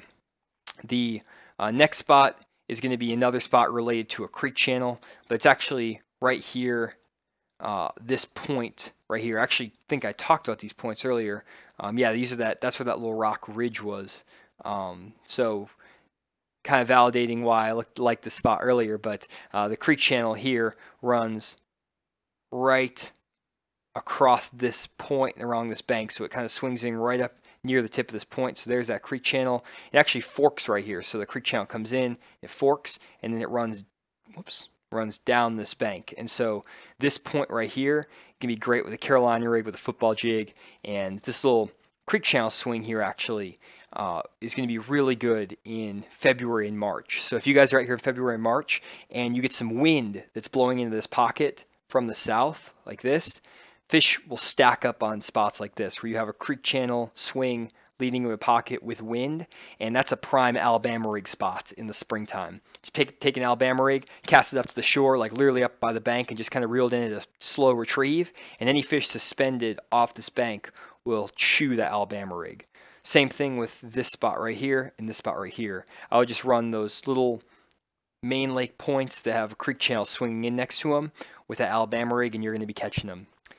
Here's another great point. That creek channel turns around the corner of this point, and we saw there was rock down this whole area. And so I would check this spot out right here with a Carolina rig and with a football jig. So next spot I want to look at is the creek leading into, or this little bank leading into this big creek. This is that island that Clement was talking about.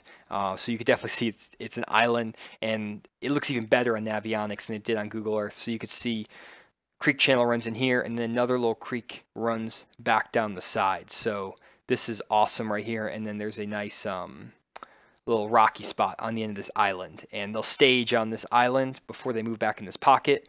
And move off from the main lake stage here. Got 2 super chats here, so let me check this out real quick.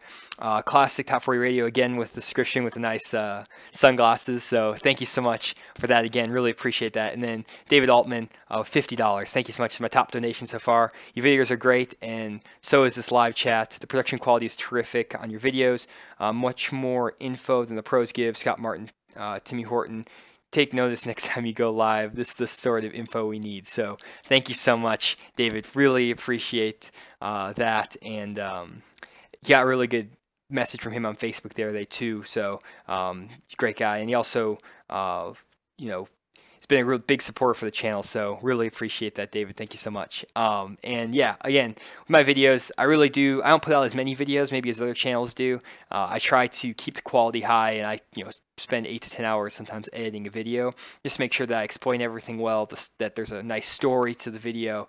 So it's not really conducive to putting out a ton of videos, but hopefully the videos I do put out are actually informative and teach you guys something. And so that's kind of my goal with my channel, is just to, do the best I can to actually show you what I'm doing on the lake. And so if there's anything you guys would like for me to talk about in videos, I know you guys are great leaving comments, but if you want me to look more at electronics or look more at navionics or Google Earth, things like that, let me know. But I think that so far I'm doing a pretty good job at mixing everything in that you guys are looking for. Ryan R, man, these donations, it's very cool. Thanks again, guys. Really appreciate that. See here. John says he's gonna stutter when he sees this donation. Thanks. Yeah, this is really cool though. Let's see here. Cameron says, yeah, it's true, gets loads of pressure. So this area, the Twin Coves, is the most fish area in the lake. So glad that maybe I'm picking out community holes. This looks like that Twin Creeks area he's talking about. So this is probably a pretty big community hole. You can just tell by looking at it. It looks so good. But some of the subtle spots that I showed you earlier, like I think that little rock ridge ran out here. And then this little point up here I showed you on Google Earth, which is right here. That's where that point, or maybe, yeah, right here. That's where that point is. You can see that creek channel runs right up against this point, and that's where that rocky spot was. That was that isolated rock. There's no rock here, no rock pretty much everywhere except for right here. That might be a sneaky spot you guys can try next time you go on Lake Grapevine. Maybe is a little bit away from the pressure. But don't be scared from fishing community holes. Community holes are community holes for a reason. They have fish, and so sometimes you can throw baits that people aren't throwing in that area and still catch fish. One that I really like to throw is a suspending jerkbait and that flat side crankbait. And what I'll do with the jerkbait is when I'm fishing it in those community hole areas, I'll let it sit for 10 or 15 seconds at a time. A lot of times you'll know that there's fish on a certain bank or whatever when you're fishing a community hole, and you'll know exactly where the fish set up year over year. So when you get in those areas, just fish slower. Fish that jerkbait on a 10 to 15 second pause. Or when you're fishing that flat side crankbait, cast it out, reel it into the rocks, and then just barely turn your handle enough to keep it in those rocks. Just fish it super slow. And if you watched my video on cranking, I was like how to fish crankbaits in 40-degree water in the winter, and that video was made like last year, and I was catching them on a flat side crankbait on Lake Dardanelle. All the spots I'm fishing are community holes, and they get fished like crazy, but no one fishes that flat side crankbait quite like I do on those spots, and I always seem to get bites behind people when I fish those areas, just because I'm changing up my approach, changing up my retrieve, things like that. So let's see here. Another thing, let's see what people are saying here. I try to stay away from Twin Coves, but if I have a rough day, it always produces, as Ryan's saying. Clifford says you teaches you fish. That's what makes you so amazing, Johnny. Thank you. I try to make the videos pretty integrated, not just fish and then do a voiceover or something. So that's kind of my goal. Wyatt said, found your channel the other day and love it. Thank you so much. Did you answer my question about electronics, Johnny? I don't know if I did. John, just throw it in there again and I'll answer it real quick. And then now Johnny's going to drop out of school. to get some dough. Ryan, don't have any plans to do that. I really do appreciate the donations and stuff, but I'm not doing this for the money. I'm definitely just doing it because I love to do it, and I have no plans to drop out of school. I have other things I'm doing outside of fishing world and things like that. Got a career and stuff like that. So again, I'm just doing this for the love of it and just help you guys get better at fishing and help myself get better at fishing too. So not trying to make this a sole source of income or like a secondary source of income. It's not income based at all. It's not for the money. It's just so you guys can learn more about fishing and so I can interact with you. So just wanted to let y'all know that. So we got one more lake to cover, and we got about 25 minutes to do that. So let's get to the last lake. Let's see here.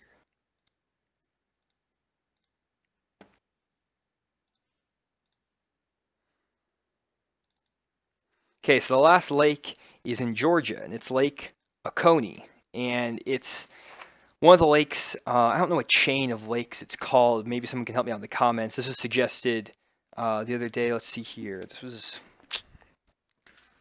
suggested by Cole Lakely. So Cole has been a long time supporter of my channel. He's been there since the very beginning. Always commenting in my videos, and I always really appreciate his support. So thank you, Cole, for all of your comments and everything over the last year and all of your support since the beginning. But Cole, he wanted me to look at Lake Oconee in Georgia, and this is actually a lake I think that they fish a lot for the Junior World Championships for junior bass fishing. I think they fish like 2 or 3 Junior World Championships here, and so I've heard the lake before and kind of know a little bit about it. It's also up from Lake Sinclair, which is another really popular lake in Georgia where they do a lot of tournament fishing.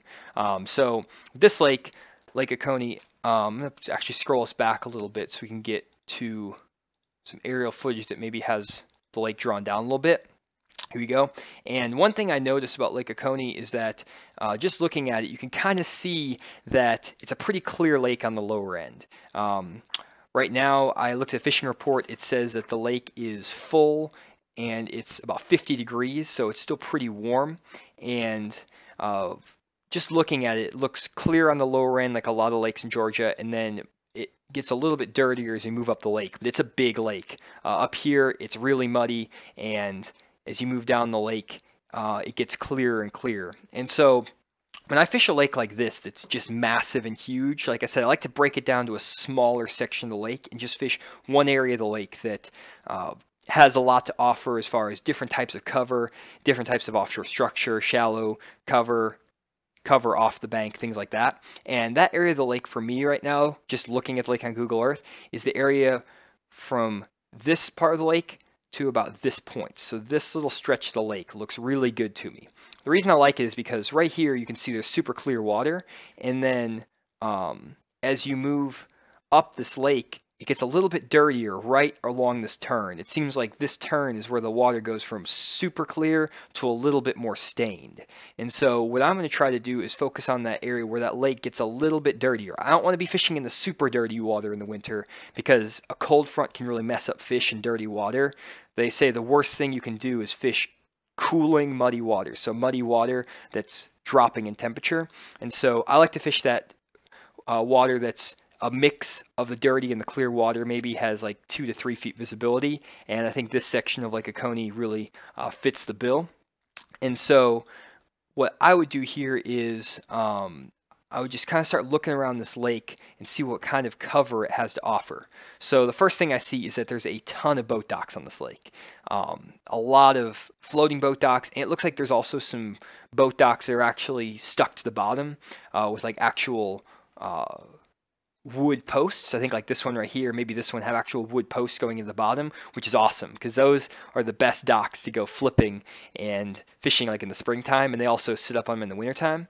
The other thing I'm going to look for is rock. In the wintertime, like I said, rock is key because it draws heat or it holds heat better than like a mud bottom, and fish are going to congregate to that rock. And one thing I noticed is that there's not very much rock on the Coney, just visibly on the shore. There might be more rock off the bank, but as you look, there's a lot of just mud bottoms on a lot of these banks. And so because of that, any rock that you find, Cole, is going to be really good. So like right here, there's some rock that looks like it's actually man-made off this golf course. It's like some riprap. And if you look right here, it's actually, out of the water at this part of the riprap, but then looks like some deeper water might swing in across this point, and there's some nice rock here that's still in the water even when the lake's down. This type of riprap that has deeper water by it is going to be money, especially when there's a lack of rock on the rest of the lake. So here's where that is, Cole. It's just off this point. It's right off the main lake. The creek channel seems like it's probably running somewhere out in here, and this could be a killer spot to throw that flat side crankbait, maybe fish a jig, something like that. Another spot I was looking at was back over in this creek, another spot that had some rock on it. So if you look right here, this is a more man-made rock, and there's some floating boat docks out in front of it, and that rock is sitting in a little bit deeper water, and you can tell because on this side of the point, this rock is out of water, and there's some mud bottom here, and it's actually pretty shallow, but on this side of the point, looks like the rock's a little bit steeper. And so that looks like a great spot. We can check it with Navionics to see if that's the deal. And then the last thing I just want to look at on Google Earth here is these bridges back in here. So one thing I know for sure in the wintertime is that bridges hold fish. They hold fish on Lake Dardanelle in Arkansas. They hold fish on Lake Gunnersville in Alabama. They'll hold fish up north. I fished some lakes in Illinois over the years in like early spring, like April, when the lakes are just thawing out, maybe late March, and fish love to get around riprap and bridges up there too. So bridges are always a key spot in the winter, and not all bridges are going to be good. A lot of times one or two bridges on the lake will hold a ton of fish, and then you'll fish 15 more and there won't be any fish on them. So I would check this bridge right here, Cole, and I would fish it pretty quick with like an Alabama rig with a crankbait. I'm sure you probably watch those videos so you can see how I fish bridges with those. Here's another bridge here, and there's some good riprap, and then there's a few more bridges up the lake too. So I would check all the corners of these bridges, fish the corners of these bridges with an Alabama rig with a crankbait. And if you guys don't know what I'm talking about as far as that pattern goes, check out some videos on my channel. One is on the Alabama rig. It's like how to fish an Alabama rig in the winter, and I fish bridges with an Alabama rig, and also that fishing the flat side crankbait in 40-degree water. That's a really good video to show you how I fish around bridges and riprap. So that's what I found on Google Earth, just a few rocky spots. Cole, you can probably look around for more spots like that around the lake in different areas if you don't fish this section in particular, but look around the other parts of the lake for that riprap, and that should be pretty good start to try to find some bass. And when you're fishing that riprap too, try to fish it on a sunny day and when you have some wind. So that sun will heat up those rocks and the fish will move up shallow, and the wind will kind of blow in some plankton against the rocks, and the shad will start feeding on those rocks. And don't be afraid to get up shallow on even a clear lake like Oconee in the wintertime, even like in December and January, because with 50-degree water temperatures, that's really warm water, and these fish will be up shallow, but biting crankbaits, biting a square bill, lipless crankbaits, stuff like that on those rocks, even a spinnerbait. So let's get back to the comments or the chat real quick. Okay. David asked, Johnny, can you talk a minute about the difference between a flat side crankbait and a square bill? Yeah, so flat side crankbait is a crankbait. Do I have one? I don't have one with me. But flat side crankbait is a crankbait that has a really thin body, and it doesn't have a very wide wobble. So it wobbles really narrow, and it kind of just almost wobbles in place. And the body of that bait is normally pretty long, and like I said, very skinny. So almost like my hand here, it's pretty flat and narrow. And that square bill crankbait is going to be a little bit fatter, and it's probably going to look something along that lines. It can be, have a little bit more bulk to the side of the bait, and what that bait does is actually vibrates a lot side to side. It'll have a really violent vibration, and fish like that in the warm water, or when water's warm, like when the water's in the 70s, 80s, and 90-degree temperature range. But in the wintertime, fish don't like when that bait is wobbling side to side really erratically. It just seems to kind of spook them.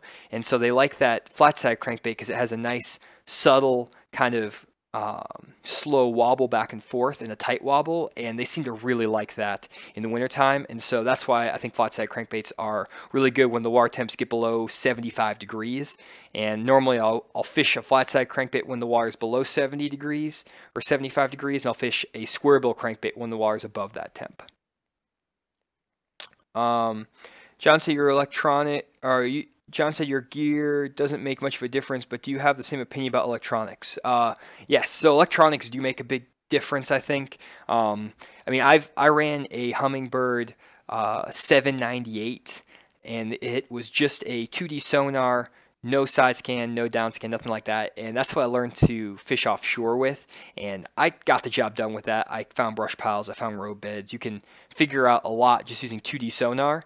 But just from a efficiency perspective, using a $500 Humminbird 798 as opposed to my $2,000 Humminbird Onyx unit with side imaging, down imaging, with a big screen, I can just see fish a lot better on my graph. I can pick out what fish, what's brush, what's rock a lot better on a big screen unit and one that has really good resolution like the Onyx 10.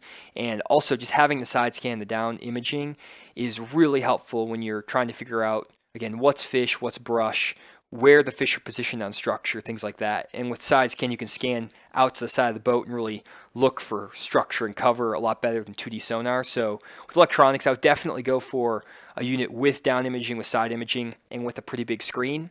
Now, if your budget doesn't allow that, one unit that I would definitely recommend is the Humminbird 998 with the side imaging. It's a little bit older unit, and I got mine I think 7 or 8 years ago, maybe 5 or 6 years ago. And I used that for years, and I found tons of fish on Pickwick Lake on the ledges. I found tons of offshore structure on Dardanelle. I can see schools of fish on it just fine. Screen's a little bit small compared to my Onyx, but it's still a great unit. And if you could pick one of those up used, you can get a great unit that is, I would say, pretty comparable to even like the best Lowrance or Humminbird units today, and you can still find a ton of fish with it. I don't think the electronics have got that much better. They've just become a little bit clearer and a little bit easier to see what's down there, but I think it's kind of a small difference. It's not like a huge leap forward like going from 2D sonar to side scan. Let's see here. Dave Altman said, thanks, John. I've never had much luck with flats. Maybe I'm fishing them wrong. I like the KVD 1.5 and jerks in the 48 to 52 degree range. Yeah, the flat side crankbaits are just a deal where if you get out there and fish it, don't reel it too fast. A lot of people will cast that flat side crankbait out and burn it back. Those flat side crankbaits are baits that are worked best when you just barely turn the handle. Don't fish them or reel them very fast, because it's kind of going to defeat the purpose of having that subtle slow wobble. It's going to make that bait wobble back and forth really fast, but those flat side crankbaits are best when you reel them super slow. Let's see here. Oconee is full of boat docks, seawalls, and mansions. Good to hear that. Thank you, Alan, for that.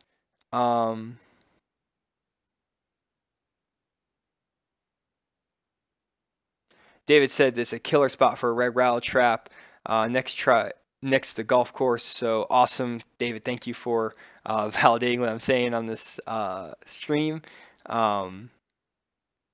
John said perfect analogy. I don't know what analogy I use anymore. Hopefully it made sense. I don't know what you're talking about. Maybe I made a fool of myself. I don't know. But anyways, Ryan says I'm dying here. That's great. I may have been like the crankbait thing. Maybe, I don't know. Maybe I shouldn't be using my hands to explain stuff anymore.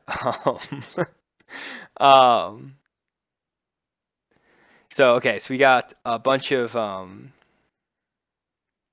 more comments, but I think I got through most of them. So let's get back over to the Navionics now. One more thing I want to talk about, though, about Oconee, Cole, and also for David, too, is that we noticed there's a bunch of boat docks, and I'm going to keep that in mind with these floating boat docks. I talked about it earlier in the stream about how I like to find brush around these floating boat docks, and I'm going to get back to that here on Oconee, because on Lake Hamilton, which is a lake in Arkansas I love to fish, there's a ton of floating boat docks just like this. There's a lot of mansions out there too, and seawalls. And the fish this time of year love to get around these docks that are sitting over 20 and 30 feet of water, and people love to plant brush out in front of these docks and around these docks. And so if you use that side scan and side scan around these docks and look for those brush piles, you can sometimes load the boat if you find the right top around the right dock. So let me go over to Navionics and we can take a look and maybe try to figure out what docks are the good ones on Oconee. So we have Oconee Lake right here, and I'm just going to focus on one little creek here just for sake of explanation, sake of time, but I'm also going to maybe try to figure out how we can expand that to other parts of the lake. But right here, I love this creek. I think it's called Lick Creek? Lick Creek. That's kind of a strange name for a creek, but I really like this creek. It's the first creek up this lake that seems to have dirty water. All of these creeks right here have really nice clean water, but this creek actually has some dirtier water, which I really like. Mike, thank you for the donation. Really appreciate that. And thank you for all your comments on my latest videos. Getting a lot of really good comments from you, so I really appreciate that. Thank you, though. So right here, if you look at this creek, the reason I like it so much actually is because it has a creek channel that runs right across the mouth of this creek, and then it has a secondary creek channel that kind of winds off and winds around this creek. And so if we follow this creek channel, we can actually see that, like right here, you can see these double lines, and it's the riverbed for Lick Creek. This creek channel runs up along this point and this point, right around these two docks, and this is actually where that golf course was, where you saw, or the apartments. The riprap was right here we were looking at earlier, and so this is where that shallow riprap was. Here's a deeper riprap, and that creek channel runs right across this riprap bank. So this is a great little spot right here. There's also some docks where I'm sure people have planted some brush, maybe off of these docks too. And the best docks I've found on these deep clear lakes are docks right next to a creek channel or a steep bank. So you can see this is a really steep bank here, and this dock is right up against where that creek channel swings in. Going to be a great dock. Same with this one. And these other docks too, these next two docks close to this creek channel bend are also going to be great.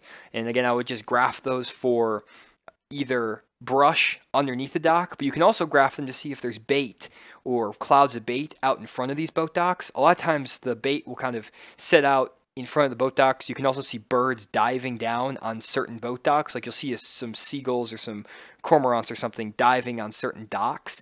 And if you find that, then you can definitely know there's bait there, and you can probably catch fish on an Alabama rig and a jerk bait on these same docks, just fishing down the sides of them if it's windy outside.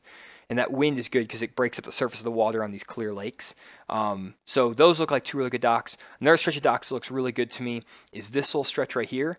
It's a little bit more, It's a little more subtle, but there's a nice little creek channel, or a little deeper water swing that swings in against the shore, and you can see the contour lines are really flat right off this point.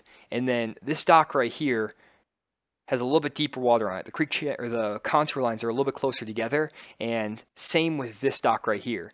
Contour lines get a little bit closer together, and so these two docks right here could be really good if they have some brush on them. Here's another great little stretch of docks. Deep water swings in against this part of the bank. You can see the contour lines are spread out here, and they're really tight against the shore here. This dock could be money with fishing like brush piles and stuff. It's also on the main lake point, which makes it really good. And you can see out here, there's a lot of like docks and stuff off the main lake, and there's like the main river channel right here, and it's like 50 foot deep. And I've had some success fishing these main river docks on Lake Hamilton, but normally it's when I get a big rain up or down in Hot Springs, and there's a lot of current running through this lake. When you get current running through lakes like this, they're kind of narrow, the fish will pull up out of this creek channel and get on the edge of these boat docks, and I can catch them really well in an Alabama rig and a jerkbait. But if there's not a lot of current pushing through the lake, then normally these boat docks aren't as good, and I like to focus on boat docks that are further back in the creeks. They seem to produce more fish, and even sometimes a little bit better fish if they're near the mouth of the creek. And kind of get into that, normally what happens for me on Lake Hamilton is that these main river docks, or the docks that are close to the main lake, like here's the main lake here, these docks are pretty close to the main lake but in the mouth of this creek. Those seem to produce the biggest bass for me. So the docks that are near the mouth of the creeks, like the first third of a creek, and then as you move back in the creeks, normally these docks have a lot less or they have a lot more fish on them, so they have a lot more fish, but they're normally smaller. So you can normally catch a good limit of fish 2/3 of the way back in these big creeks, but you might not find that 4 and 5 and 6 pound caliber bass that you're looking for. So focus on the main lake if you're looking for bigger fish. But here's another couple docks that you guys can check out that I really liked. Here's a stretch right here that looks amazing.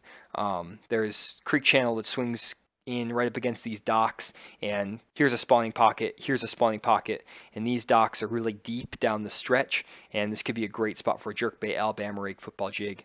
And also check out these docks. They're right where the creek or where the contour lines get a little bit more spread out. So they're super sharp right here, super close together, so that's a sharp drop. When they start to spread out a little bit, that means the water's shallowing up, and so these docks are going to be a little bit shallower than these docks here. But for some reason in the wintertime, fish will pull up on these shallower docks sometimes, especially big fish, like isolated 6 and 7 pounders. They'll pull up on these little bit shallower docks close to this deep water channel swing. And normally they'll pull up underneath them if there's like actual wooden pilings going into the lake. If it's not a floating dock, it's actually like a wood dock that's tied to the bottom or stuck in the bottom. And you can catch them with a chatterbait and a jig really well on these docks. So that's kind of what I look for. And then after that, you guys can just kind of take that, look for these areas like this spot right here where that flat water runs up against deep water. Here's a deep creek channel swing. This is a shallow spot. Fish these docks right here. Just look for that around the lake and duplicate that around the lake, and you're going to find a bunch of fish, I think, on the Oconee, not only in the wintertime, but also in the spring. So hopefully that helped. I'm going to go through the comments here, and then we're going to hopefully be able to get you out of here at the 2-hour mark. So John said, for the record, I'm John, you're Johnny. I keep calling you Johnny. Sorry, I keep on feeling like I'm bumbling my words today a little bit, guys. I'm just a little bit tired from the last week of doing stuff, so hopefully I'm not messing up too bad tonight. Let's see here. Ryan is cracking up today with John. I'm glad you guys are having fun in the chat. I'm really liking all the interaction. This has been great. It's always fun to read you guys' comments. I don't read all of them out loud, but I'm definitely reading them all afterwards. So it's really fun to see you guys just kind of talking about the different gear you use, the baits, all that stuff. So I really like that. Let's see here. David said, good analysis on the Oconee. Lick Creek is a good flipping creek. Also red rattle trap beginning late February. Can't believe you zeroed in on it. Probably top creek in the lake on tournament days. So awesome. So I'm glad that at least I'm picking out good spots. It's just the creek. This is the creek that if I was going to go fish this lake, let's say next week for a tournament, and I had no practice, I would just go to this one creek and I would fish it all day. It's a small area of the lake that I can concentrate on, but it has a lot of diverse water. And so if there's a Navionics map for your lake, go to Lake Oconee and then try to duplicate a creek that looks like this on your lake, and maybe you can find a new area of the lake that you can fish. Or if you're going to fish a new lake, maybe you can kind of try to figure out why I like this creek by looking at the Navionics and then duplicate that on the new lake you're going to go fish. Let's see here. John said, so we're talking to some other guys, some of our channels. Okay, cool. So it looks like we're just talking now about some traps and stuff like that. The Excalibur's coming back up again. People love that rattle trap. I know that that's a really good bait.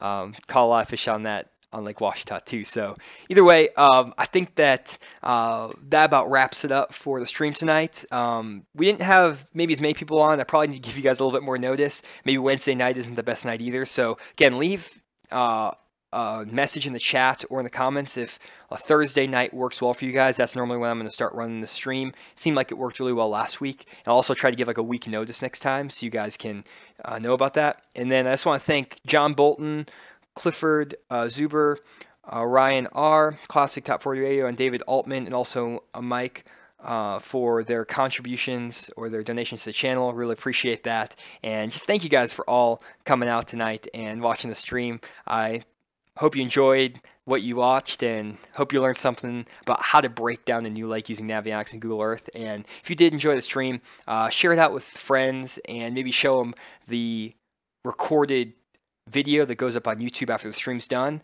and maybe try to bring them along and let them watch next time too. So I really appreciate that if you did. So thanks again for watching, and hope you all have a great weekend.